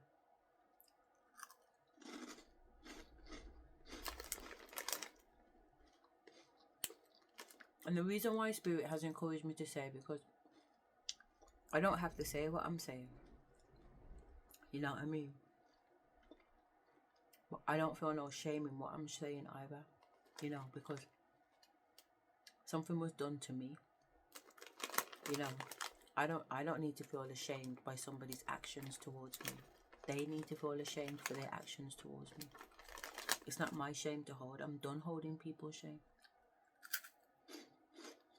But in spiritual court, all people have done is put their shame on me and put their karma on me. And I've held it like I'm the bad blood clot lady. I'm not the bad blood clot lady. This ain't Erica Badu, motherfucker.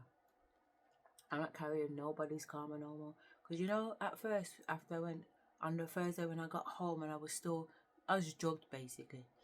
And when I got home and I was like trying to figure out what the fuck.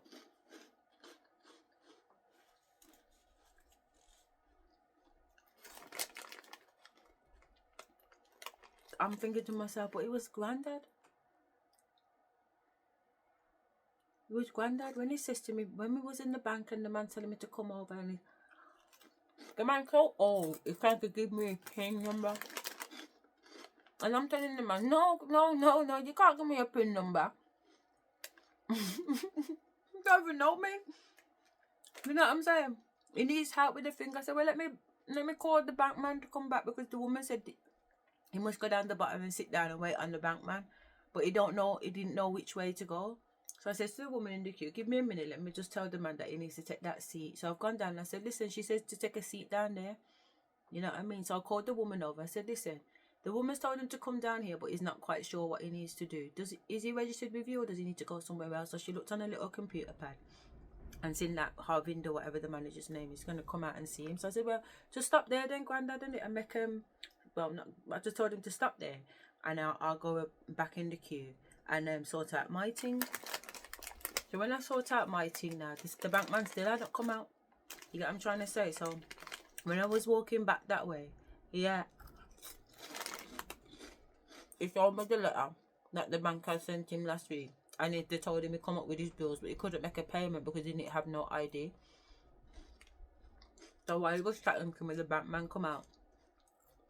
So the bank man was going to say, well, let's sort out your PIN first. Let's try the PIN first and make sure it's registered. So we registered the new PIN. The PIN that come, but he also gave him the opportunity to change the PIN. So then my bank man's telling me to come over, so he can also tell me the PIN, so my man don't forget the PIN. And I'm saying, no, I don't even know the man.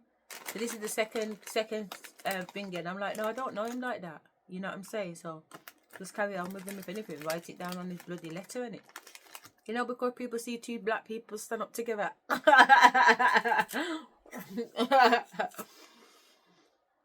Basically, the man made an assumption that it was probably my granddad or something, but you would, because that was the fucking situation.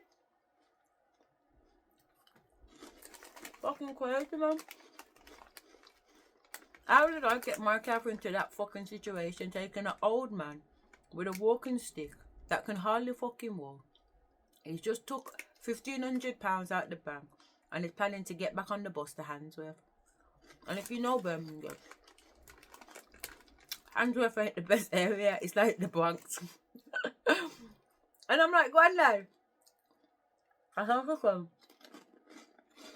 I'm on my way to the library to study. I'm a Handsworth girl. I come from Handsworth. So that's my ends. You know what I'm saying? They're my ends, man. So it's not a problem to jack Granddad back down to the ends. You know what I'm saying? Granddad's like, well, let me get you a drink. And I said, yeah. So let me buy you a drink. It felt like my Granddad, I said, oh, my Granddad, man. I never seen him drunk in my life, to be fair. I just thought about that. I never ever saw my Granddad drunk. But he used to make sure everybody else was drunk. When we got to 2 years of age, he was allowed a baby shower. And every Christmas, the whole family gets together. You know, that was my childhood. My Granddad used to make Guinness punch and carrot juice. And as my Granddad got older, Uncle Norris took over, my auntie's husband. You got to say it. And once he finished, Granddad would be there pouring in the rum and whatever else. I'm talking like not even the normal bottle size of Jamaica rum, you know. I'm talking like, so you know what the pub would have on the big thing, but not the liquor one, the big one. And Granddad's pouring. Everyone's drunk, man. Drunk off Guinness punch.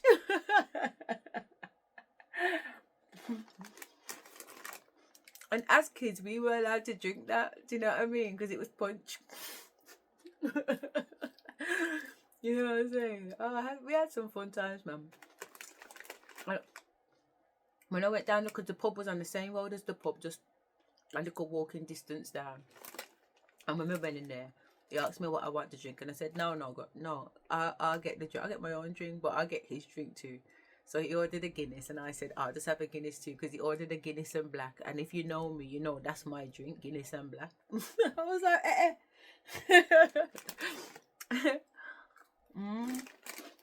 And the man's got 7 allotments, going exactly the same thing as my granddad. You should hear him. All I did was listen to him. It was so beautiful just listening to him. I could have listened to him all fucking day. It was wonderful. It was like being with my granddad. Hearing about his passion at the allotment. He's known as the Mr. Callaloo man in Handsworth. I said that. I used to love when my granddad used to bring back Callaloo. We'd stand in the kitchen with my nan, peeling it, which obviously had to teach us how to peel Callaloo first, you know what I mean? But we'd be in the kitchen all day with my nan. I would definitely, me and Tasha. And Nadine sometimes. My little sister Naomi, not so much. Or my big sister Rachel. But I swear that I love the kitchen, man. My nan, the way that she used to cook, she used to cook like a fucking witch, man. You know when you see those movies and the witches are just over the cauldron dropping the things in? You know what I mean? She's got dried onions in this tub. The tub ain't even no proper tub, you know. It's just got one little sellotape label on it. And what's on the label ain't even in the tub, you know what it was? But she knows her tubs. And she knows her amounts. She's not in the kitchen with no measurers or nothing like that. It's just her hand. Everything is her handwork.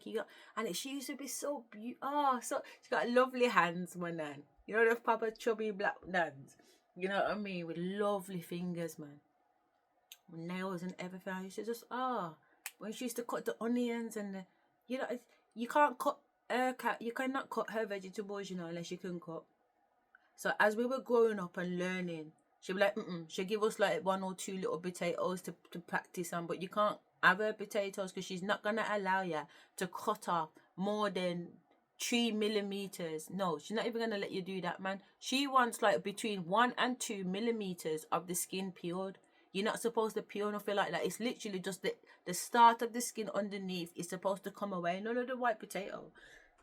So from she can see white potato on the peel, she's running you from her blood clot kitchen because as far as she's concerned, you're here to waste food and she don't waste food.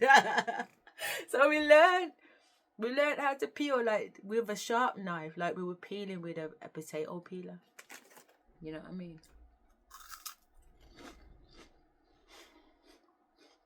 So when my mum was talking about coming back from the allotment with his veg and going around the community and giving people things, that was my granddad, but rather than the community, because he had 5 kids and nearly 30 grand picnic, that was the community. So when we used to go out there, the reason why we're peeling so much callaloo is because my nan's getting ready to wash it and bag it and freeze it so that everybody can come up and take their one bag of callaloo, one bag of pumpkin, potatoes, peas, beans, everything from the allotment that my granddad had grown with his 2 hands.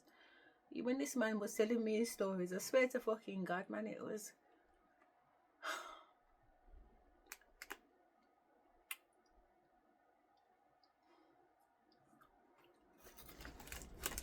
It's like an astral projection. You know, it's like an astral projection to times with my granddad. Watching him come back from the allotment with all that stuff and being a part of the process of that, you know. Or going in the outside garden and watching the peas string up and the other different bits of vegetables and that he's got in the garden outside. And just being mesmerised by him. I fucking idolised him, man.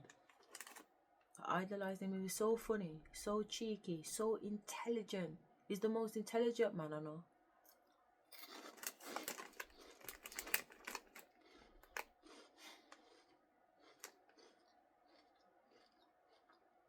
Honest to God, man.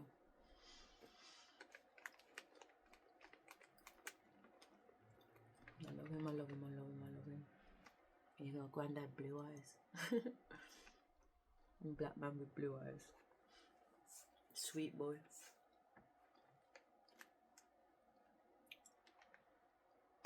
And that's kind of like what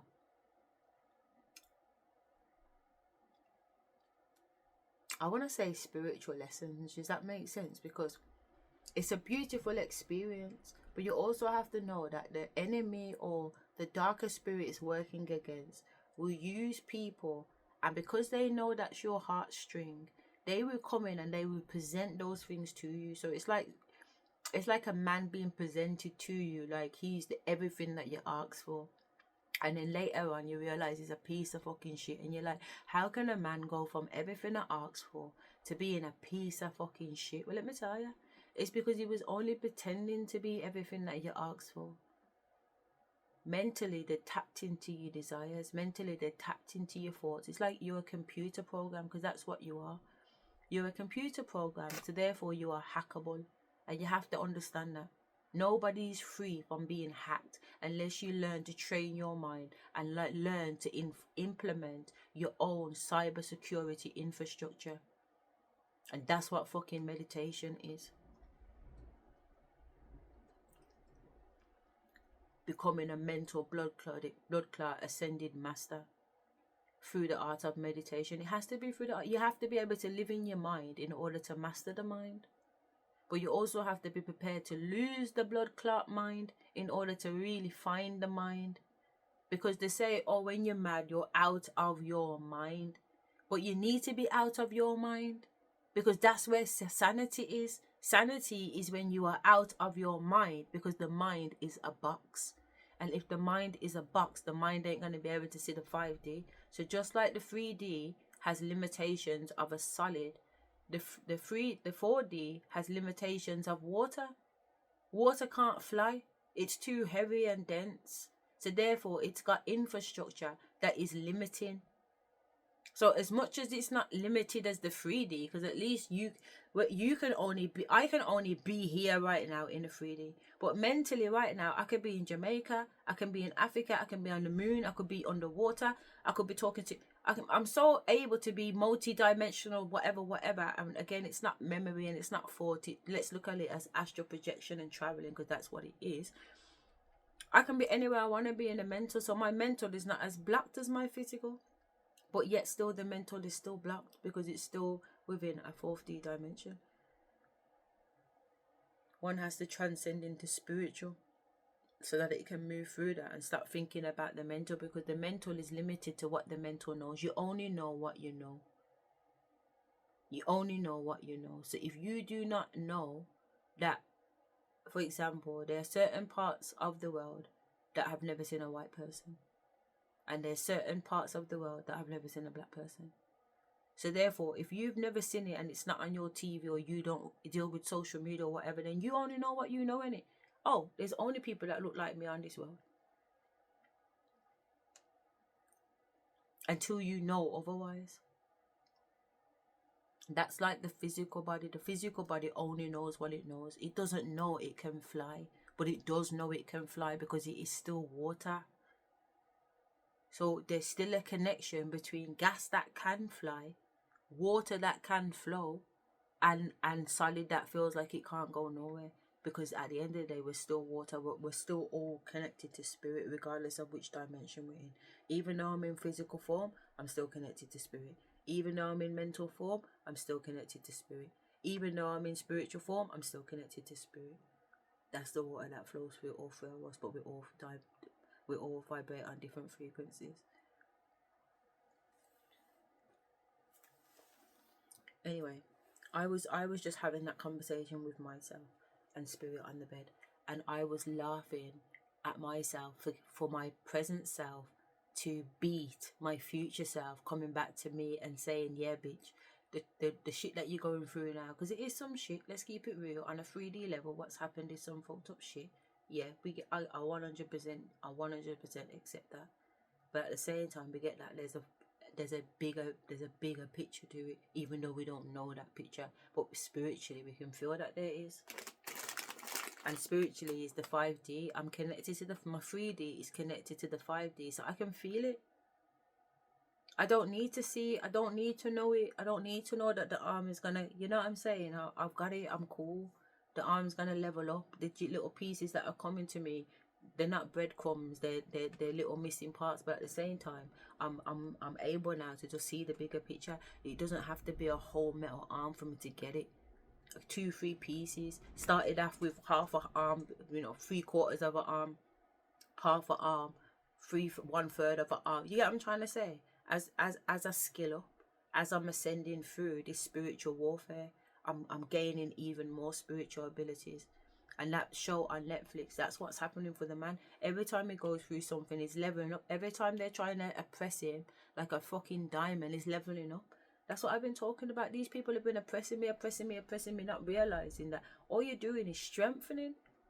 It's like being fucking chiseled and fucking, you get what I'm trying to say? Hacked into some type of blood clot sculpture that they're creating whatever is in me to develop out of me, which is the same feeling that I got when I was 10 years of age, that there is this responsibility on me. And when I say to you before, when I was saying that it's not an ego thing, this ain't no neo shit, I'm the one. Like I said, I don't want to be the one.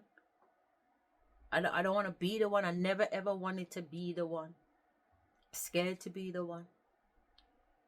But here I am now at 44 years of age, having to realize that it don't even matter about if I'm the one or not. Like, that can't be the fear that's holding me back from putting something like this out there. You get what I'm trying to say? It cannot be the thing that holds me back. I cannot surrender and be in fear. You cannot be in faith and be in fear, because fear and faith they cannot coexist. That's like serving two gods. You cannot serve the devil, who is the ownership of fear, and serve God, who is the ownership of faith. And it's not a case of one being better than the other, because at the end of the day, and the reason why I say that, don't get me wrong, if you've come here to have a disagreeable life and it's your divine path to be disagreeable, because even like people like the person I used to be married to, I know that nigga's disagreeable, but I don't have to sit here and look at him and think, my God, it's disagreeable. No, I'm like, you know what, respect rude boy. You come here to do your shit, yeah, and make the moves that you moved for the people or the entity that you serve, and your mission was to destroy me, and you put the work in, blood, right? Yeah, you did what you did, but you're not gonna defeat me. You know what I'm saying? But I don't have to hate him. I don't have to hate that nigga for that nigga being on his mission, is what I'm trying to say. And I know that might be a head fuck, but that's just where it is for me. I don't need to hate a nigga that was trying to kill me, that was trying to take me out. You do you, blood. Because for me to hate you, I would have to believe that you even had a fucking chance to do that. And as far as I know, when I'm talking to the Almighty's like, touch not my blood clot anointed and do my prophets no blood clot harm. So as far as I'm concerned, yeah, if that's what it is and that's what the Almighty has promised, why am I worrying about you? Who? What? Where? When? Hello? To hate you, I would have to be interested in you. I would have to believe that what you think you can do has power. I would have to believe that what you are going around saying that you are going to do is truth. In fact, I would have to be interested to even know what you're going around and blood clot saying, to be fair. You get what I'm saying? It's not about that. I'm not interested. So therefore, why would I be harboring hate? Who's got time for that? No. It's wisdom time, man. It's wisdom time. You're on your mission and I'm on my mission. And if this is my mission, for our paths to cross and for you to do me a wrong or a right, that's the mission. That's the mission, because I know not only is it about listening to the voice of God and fulfilling the things that the Almighty tells me to do. Living, whether you want to put that under living righteously, treating people as I want to be treated and but it's even beyond that, because, for example, last year the missions were like, I need you to jump on a plane and go here. Yes, sir. I need you to and go here. No problem. I need you to travel all the way to Bali. No problem. Do you understand me? I need you to go into the woods and do this. I need you to go down the river and do that. I need you to put a dance or a ritual down on this land. I don't ask why. Why am I doing that? What's that for? Who's going to do that? What's it linked to? Blah, blah, blah, blah. What will I get? Yeah, I'm trying to say no. It's just straight up. It's like it is like being an absolute warrior. It's not. It's not a soldier really, and it's not even on them levels. It's just. It's like black ops in it. It's like there's no questions asked. There's no flutter or nothing. It's a done deal, blood. Don't even ask. Just give a look. It's sorted. That's how I feel about the Almighty. That's how I feel about Spirit. That's how I feel about my ancestors. When they come through all day long and they tell me what they tell me, whatever they tell me, that's it. That's what it is. So when my ancestors says to me, "You never fuck you," the whole whatever happened in the situation, the man never slipped it out. The man never fuck you. Do you know what I'm saying? I didn't come on my period. I was like, oh my God, I'm a pregnant. Like, he never fuck you. You're not pregnant. I took a pregnancy test yesterday. I'm not pregnant. I was like, all right then. Do you know what I'm saying? They said he couldn't fuck you. Do you know what I'm trying to say? He can't fuck you. But why am I naked in his house? What the fuck? Do you know what I'm saying? What the fuck? No, seriously, right? Hello? Spirit's like, nah, it's not that, but what you for know, you for know. And what you don't know, you don't know. You know what I mean? But everything's okay. And I believe that. And that's what that to me is a physical manifestation of me sharing with you what it means or what it looks like to be walking in faith, not fear. You know what I mean? That. And what Spirit was sharing with me the other day, it's like to say, you know, like I've been going through all this bullshit with the person I was once married to, and there's certain things that happen on a 3D level through the court system for the whole 5 years. We're putting it down, and I'm having to represent myself as my own solicitor, my own barrister, and learn on the job, blood. I'm having to learn on the job how to write bundles and put cases together. I'm studying law. I'm going to the law libraries. I'm trying to link with every blood clot body to try and know and understand what it is I need to do. You know what I mean? It's a mad thing, blood.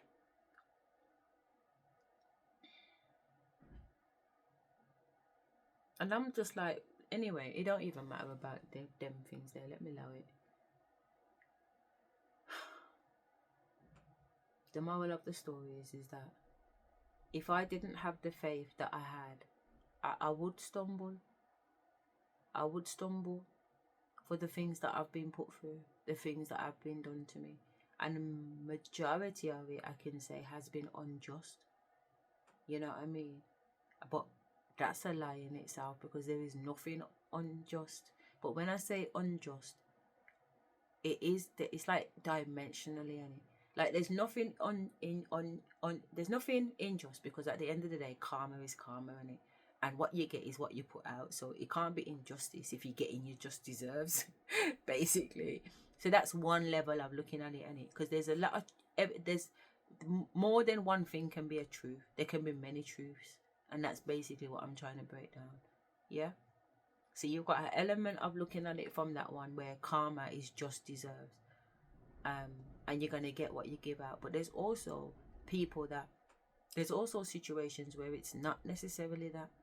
It's not about that you're getting what you gave out. It's that people are going above and beyond because it's war, and because it's war, people are not playing fair always.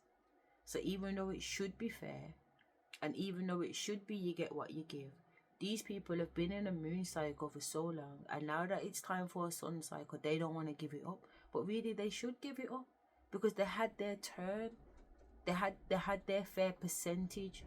Does that make sense? So it's time to pass the baton on. But if you don't want to pass the baton on, what does that mean? That means that you're not doing the correct karma. So therefore, the way karma's gonna hit you, it can't hit you the same way it's gonna hit me. Because I let go when it was my turn to let go. When we was in the sandbox, when it was my turn, I had the toy. But when it weren't my time, I gave back the toy on time. But now that it's time to switch, you wanna hold on to the toy. Them levels. You wanna hold on to the toy? Why do you wanna hold on to the toy when it's my turn to have the toy? So therefore, when karma comes, we can't get the same karma even though we're both in the sandbox. No. Because you wanted to hold tight. You didn't wanna you didn't wanna play fair, basically. They don't wanna play fair.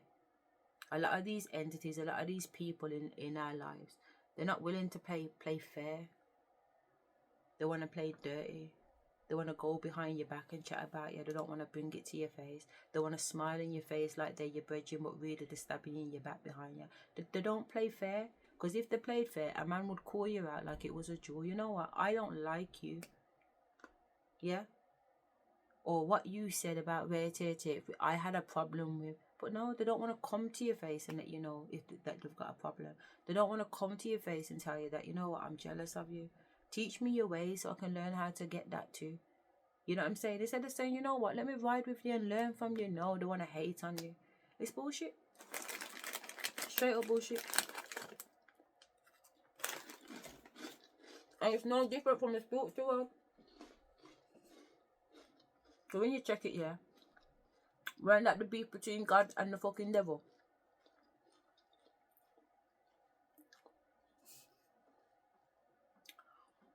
Lucifer allegedly wanted to know everything that God knows. God taught him everything other than how to breathe the breath of life into man. And because of that, my man's mad. And because he's angry, his thoughts are becoming disagreeable. And as his thoughts are becoming disagreeable, it's now getting everybody to join, others to join in on his disagreeableness. Until you've now got a split of minds. Because now people are serving two different gods.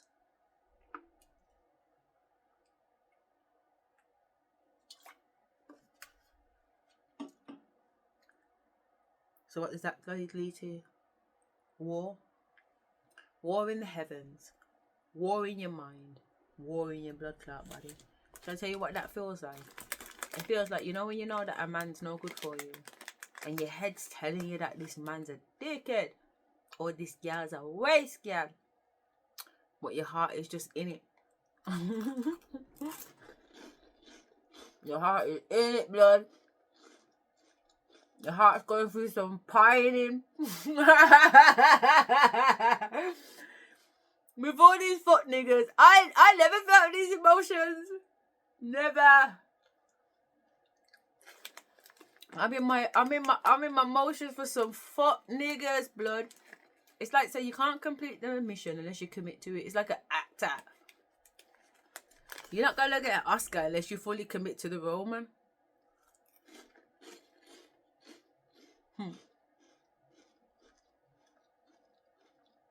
And it's funny, you know, because me and my daughter was talking today, because me and Spirit was talking yesterday, and we were talking October last year in Bali, and I was saying to them, I can't act, and Spirit was like, what are you talking about? You're the baddest actor I know. Because all of this is an act, and I know that I'm a spiritual being in this physical body. So spiritually, because I'm aware of that, I get to control the avatar in front of you. So I'm controlling my consciousness through my subconsciousness, but it's my subconsciousness that is the person that is aware speaking. Does that make sense?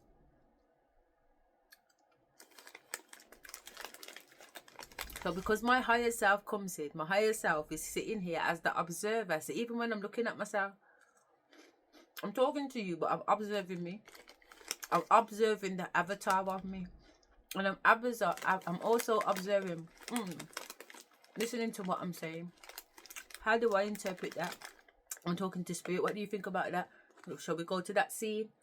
I can see here the mechanisms, but not only that, actually, I can feel the celestial ancestors around me too watching. Before I put on this video, I was in here for about half an hour, talking to the camera like this without it even turned on.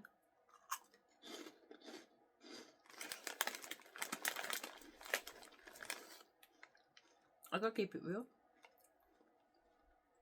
Camera's not turned on, but I'm talking like this, doing different type of ritual dances in front of the camera, because I'm aware of two things, probably more than two things, but I'm aware that the Freemasonry kind of energies there are constantly watching me on surveillance. So whether my camera's on or not, I'm being watched. But so is everybody. You know, everybody's being watched through their TV and through their phones. That's common knowledge, isn't it? Like enemy of the state shit. But what a lot of people don't realise is that you're also being watched in the same way like the Hunger Games. But imagine the Hunger Games was the celestial realm, where all those people in the stadium on a next level are the celestial world, are the ancestors. And you got levels above that, levels above that. You start going to like extraterrestrials. You start going into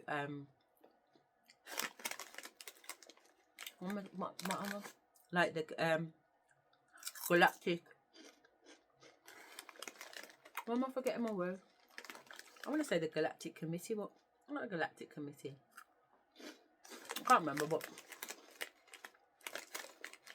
where you got different entities coming together like Star Wars. There's a lot of people that are still walking around as solid as ice cubes. Let's call them that. 3D vessels that are ice cubes. They haven't realized that they can melt into water, and they haven't realized that they can raise their vibration to turn into a gas, so they're just a solid.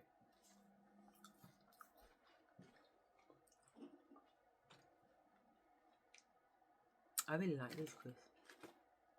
My daughter bought me 2 packs.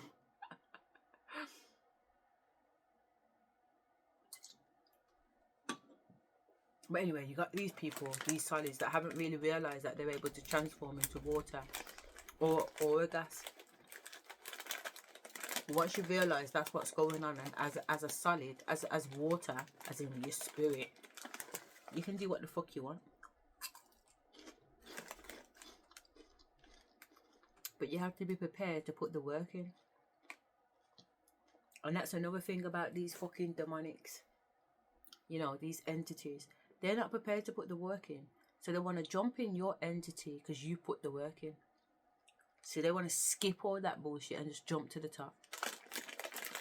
Don't work like that, mate, because this is the thing, you know. Because you know what? I don't know if it was Dr. Malik Ayok, but I know that back in the days, because I first came across Dr. Malik Ayok at 17 years of age, and I went really, really deep into it. I went so deep into it, my mum and them was telling everybody that I was in a cult. Dr. Malik Ayok weren't a cult thing, he was a conscious man. Lo and behold, 20 years later, my mum's the same one coming to me apologising, because now that she's woke up, she realises that this was some deep shit, but she's just gotten it now during COVID. But whatever, better late than never, some people might say. But the point is that back then, I was deep in it. You know what I mean? It was blowing my mind back then, but there was a reason why I was coming across all of this information at 17 years of age. It was preparing me. And not only that, I was carrying my first child that the Almighty had already said to me before I got pregnant that I was going to have a baby. And that I need to call him Mikael, one who dares to be like God. You know what I mean? So I was already preparing. So because I knew that, I was reading every day. I had no TV in the yard. The whole house was covered in green light. It was like a Buddha meditation thing, man. I was pregnant. And I only ate vegetables and fish. So my body was going through a cleanse during the pregnancy. My mind was going through a cleanse. And my spirit was going through a cleanse. And I was taking in all the knowledge from the ancient Egyptian order. It's next level, man. It's almost like spirit has shown me that you have to be prepared to put work in. When people think that my life is so easy, they don't know. I went to bed after about 10 past 2. I closed my laptop last night. You know what I mean? But I sit down here like I've got time to eat Chris, because I do. Because I time jump.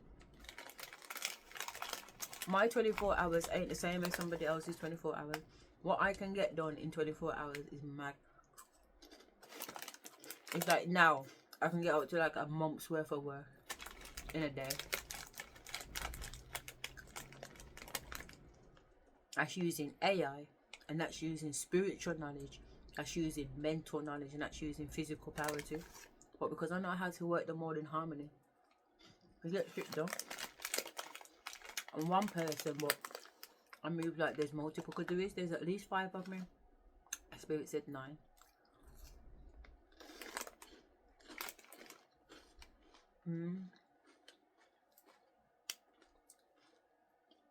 Well, the whole point of that thing, what I mentioned, of why I turned on the video, because I was on my bed having an experience about my present self being connected to my future self, why we're both connected to my past self, who is going through an experience with Rakar, where he shows me that he loves me, and I feel that feeling. Now I'm back in the present, feeling that feeling, and my higher self is telling me we're gonna come back to that feeling. I'm saying to her, I already know the feeling in the higher self.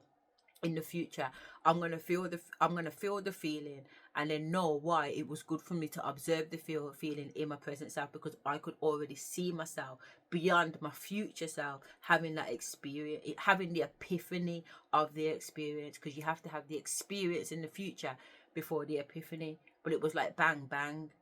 I saw myself on the bed from the future, looking at my past basically, and at the same time had the epiphany to know it's not about being in the future. You don't need to run to know and want to know what's in the future, because if you just stay in your past, you can know what exactly is in your future just by being in your present, because your present determines your future. People get depressed because they live in their past, and they get anxious because they live in their future. But the methodology is, if you live in your presence, you create your future. So therefore, your past will always look like what your present wanted in the first place.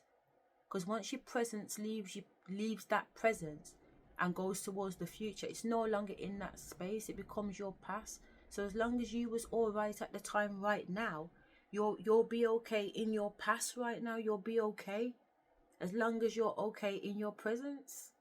So the peace is in the presence. The now is in the presence. The now is in the present. Stay in the fucking presence. They've got us in the fucking past, and they've got us in the fucking future. What about now? What about now? What are you accountable now? Every day you wake up is a new day in the art of the laws of Ma'at. The 42 laws of Ma'at. Every day is a new day. And that means every day I have an opportunity to be a better me, so that my tomorrow can be a better me. So that when I'm looking back at my past, my last past from yesterday, I'm okay with that. I'm okay with that, because on that day, I was trying to do my best. I said to myself yesterday, did I make anybody cry? No. Did I steal anything? No. Was I disloyal? No. Did I lie? No. I was going down the list of the 42 laws of my act, and I was like, fuck me, blood. Good day.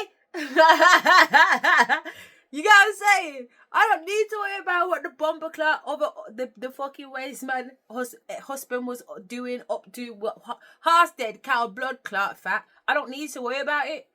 What I need to worry about is my day a good day. Did I fulfill the 42 blood clot laws of my act today? Am I good right now in the moment today? Because as long as I'm good today, my tomorrow is assured, and my yesterday is fucking beautiful. That's the truth, and that's the epiphany I was having on the bed. And I was like, oh my God, look at that. Yeah, fucking in the present. But not just because it's in the present. It's in the fucking present, because it really does determine the past and the fucking future. We're looking the wrong way because they've turned everything upside down like it's fucking backwards, man. You know what I mean? Today is what matters, trust me. If I get up today and do 50 reps, then in the future, I'm going to look buff. So don't today determine that. If I don't start today and I don't start tomorrow, and I don't, you know how it goes, isn't it? Sorry, sound like a robot. You know how it goes, isn't it? You're supposed to start your diet today. My daughter said it to me. My daughter started her diet today. She was like, Mum, you're no help with this, you know. Because I was like, do you want to go for eat? You can order steak if you want, you know. You can get this, you can that. Or do you want to go to the Soho Tavern? Because she likes her like little like street Indian food type of thing. And she was like, Mum, I told you yesterday I'm starting my diet today. You know what I'm saying? But the point is, if you don't start your diet today for true, you're never going to have the body tomorrow. So why are you worrying about tomorrow? You need to just worry about today, basically.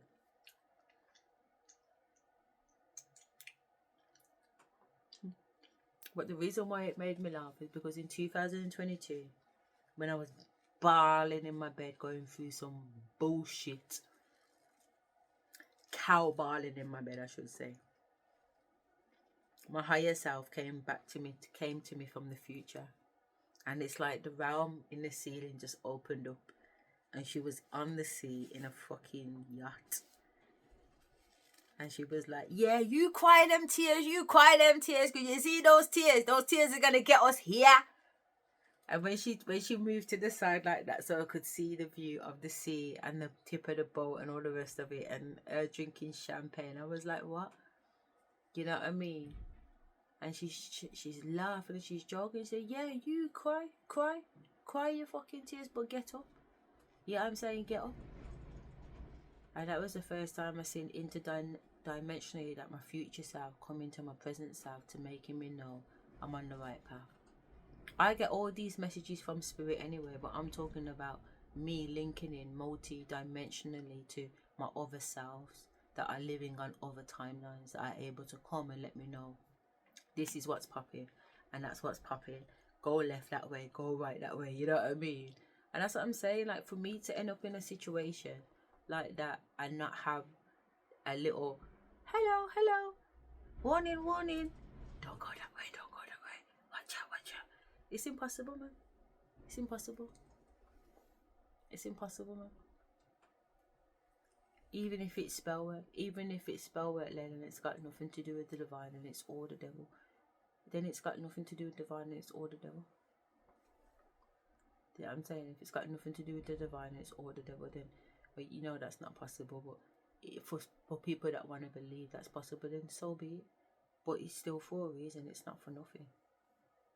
You know what I mean? And you can't just be one-dimensional, because to be one-dimensional makes you lose all the other variables. And if you're doing a science experiment, you have no experiment unless you have variables. You know, you have no experiment. You need those variables. You need those other possibilities. You know, we should be asking what if a little bit more. What if the government really were controlling us by spiritual witchcraft? Because Candice Owens, she did a podcast today, and again, today is Thursday the 12th of March 2026, so you can find her podcast from around, from today, but whenever you're watching this video. And she's literally gone live on YouTube talking about these fucking politicians performing fucking demonic fucking rituals. This is what they're using to fucking control people when they're fucking doing the Twin Towers and making all these blood sacrifices. This is what it's about. It's all rituals. So when are we waking up? And the reason why we're not waking up is because we're in a fucking spell. Because the spell work that they're doing, it's crazy, man. It's crazy. It's like a narcissist. A narcissist smiles in your face like he's got your back and he loves you, when all the while is plotting behind you. It's a mind fuck, blood. What they put out is the opposite of what's in. A narcissist will present themselves like they're confident, but on the inside they're insecure. Completely insecure, shattered. They have no self-identity. Their identity is made up of many different fractured different identities that they've picked up along the way. And that's why when you start to say, hang on a minute, weren't you didn't you say we're taking, once you start to pick them apart, pull their lies apart, pull their bullshit apart, the crumble, blood, they're like the fucking straw man. Or a knitting man that if you pull out one of the threads of the fucking jumper, it'll just unravel. Like they have no substance because they weren't built on any solid foundation. Kind of going off on one, isn't it? I think I'm going to eat an orange. In fact, actually, I bought a dinner today. I went to a really nice restaurant. I took my daughter to get our nails done. So we had our nails done and our feet done. And then we went to a restaurant and I had steak. Spirit was like, get yourself something nice. And I don't know why.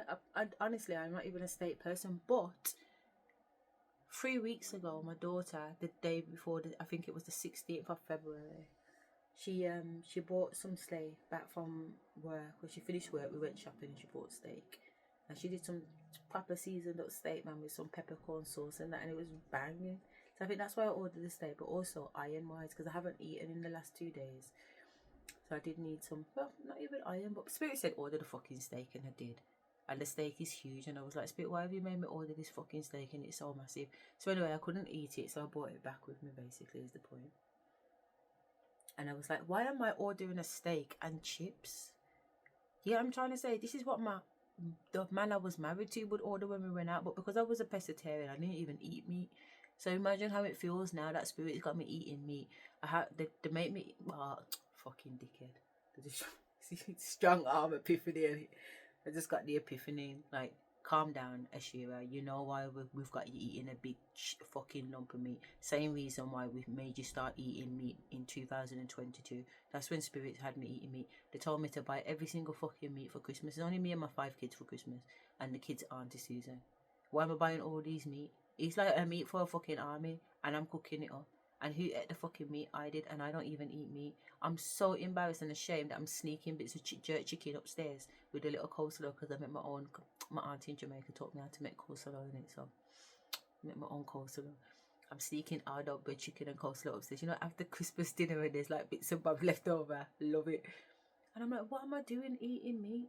And then like I'm saying to the kid, like obviously I confess because I can't hold a lie for long. And I'm like, I don't know what's going on, but spirits got me yamming down the fucking blood clot meat. And then I started to fly. Spiritually, astral project out my blood clot body with my eyes wide open and all kinds of fucking shit. And it was like, we need you to open the meat because you're flying. We need you to eat the meat because you're flying. You need to eat, like, the 3D density of the meat keeps my physical body grounded.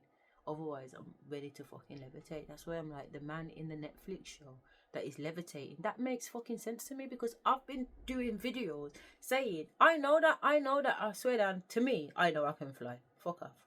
I know I can fly. That's what I'm trying to say. This is some X-Man shit. You need to get it together. I'm not talking bullshit. Like to say I'm not aware that I'm a piece of, that I'm right now, I'm sitting in a block of ice. But as I says to you, ice can be water and ice can be gas too. Just because you only want to see yourself as an ice cube, that's fine. No disrespect, but you shouldn't really put any disrespect for anybody that also is able to see themselves as water. And in the really, really beautiful opportunity that they're actually able to see themselves as gas.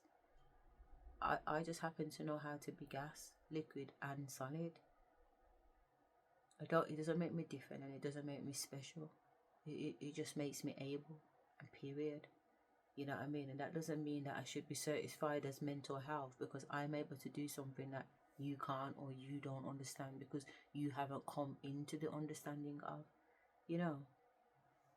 And that's how I feel. I feel like I've been prosecuted for being different in a way that I can see shit that you can't see, or I know stuff that you don't know. Because when I say that, you know, like I've got a video when I went to Peru a few weeks ago. I've got a video of a woman there, of one of the women on the retreat, saying to me that she feels like scared of me because she gets the feeling like I can read her mind. And I was like, but why does that scare you? You know, oh, because I might have a bad thought. And I'm like, why should you having a bad thought scare you? Because there's two ways of looking at this, innit? She's scared of having a bad thought because she thinks that I can hear her thoughts telepathically. And if I hit her thoughts of having her saying something bad about me, then it might make me want to do something bad towards her. And she's basically saying that she can feel my energy and my energy is really powerful.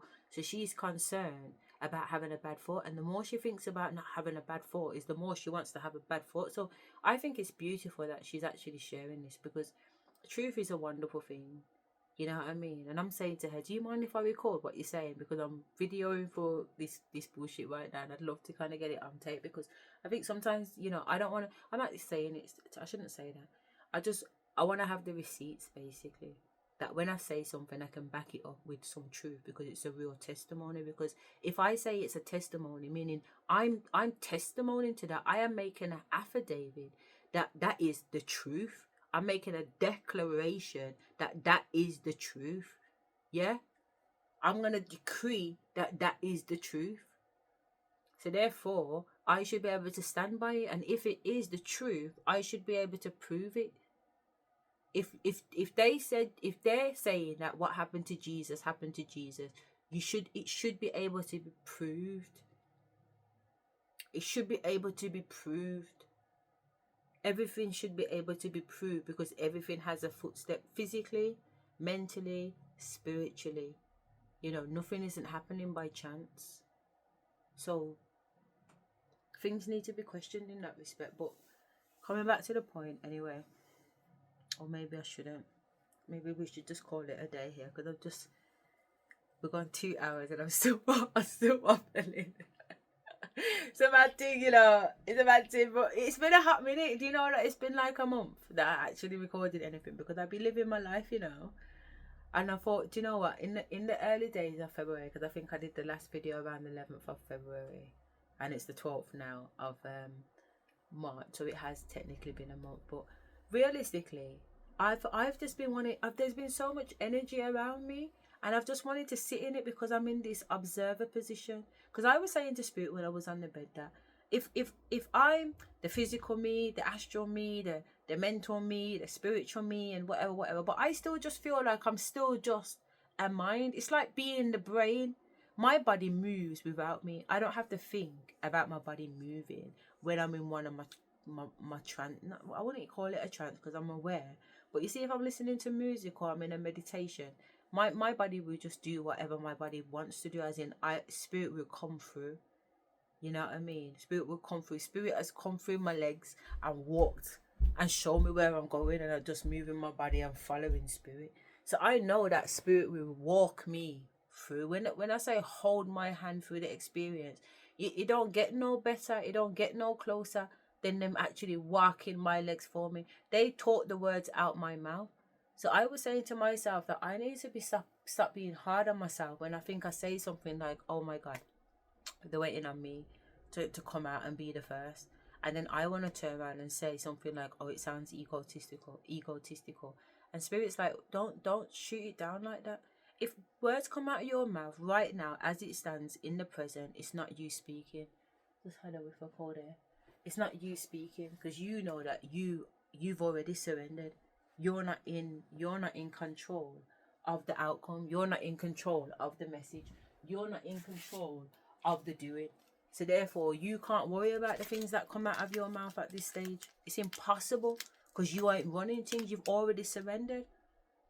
I'm here to be used by the Almighty. I'm not in control. So all my thoughts, all my downloads, all the words that fly out of my mouth, they're coming directly from source. So if I hear something like that, I shouldn't be shutting it down and acting like I'm being ego. No, I should just be here in an observer position. Just listen and observe. That's where I am, basically. I'm the observer. I'm watching myself have this physical experience. I'm watching myself with my 5D incarnated in my physical self. For the first time, my spiritual self is actually able to operate through my physical. They're not just there in my mental, it's actually in my physical. You know, so my higher self is able to say, we're going left, and physically turn us left. Whereas before it was just thought, and my 3D self could override it, because my 3D outward facing self, the ego me, thought they knew what was going on. But no. And I realised that when I woke up one time in December 2023, and I heard them say, in my head, you know, I heard, shh, she's awake, you know. Yeah, shh, she's waking up. I was like, nah, differently. Nah. That shit freaked me out. How can I hear people in my head saying, shush, I am waking up?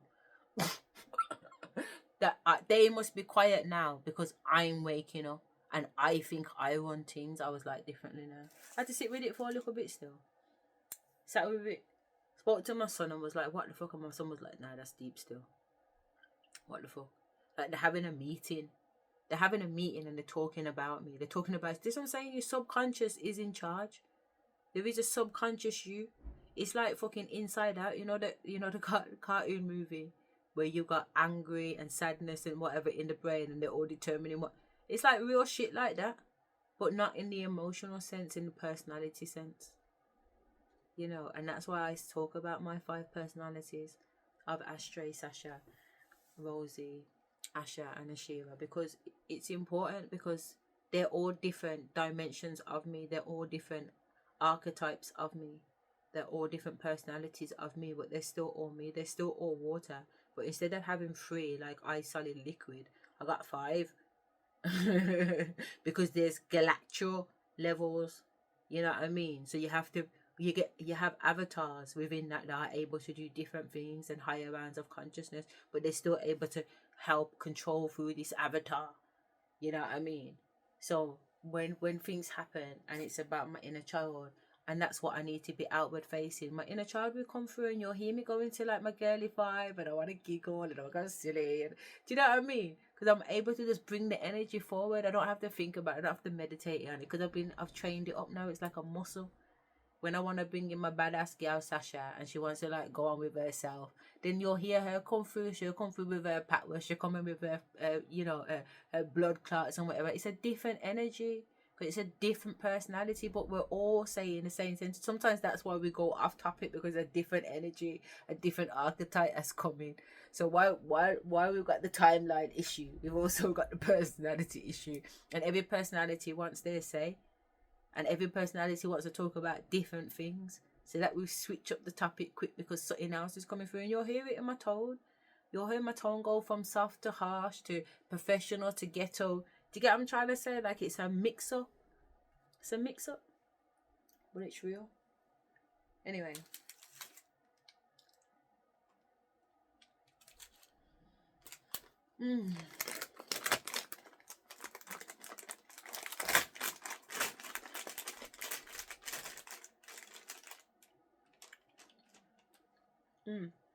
That is so true.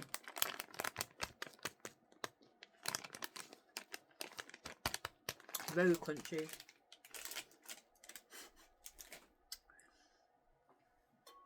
I know lots of people don't eat on YouTube, but I do. I'm not sure why I do, but Spirit always seems to have me eating. And you hear me all the time saying I'm fasting. Like yesterday, I never ate for 2 days.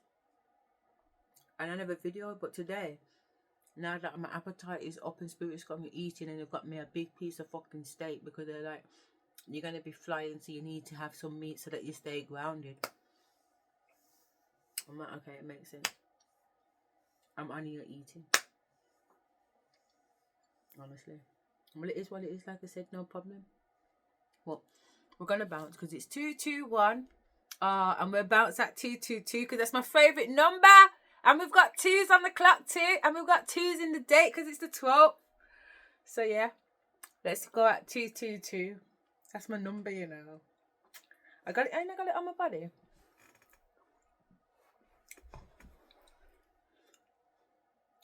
222. 222.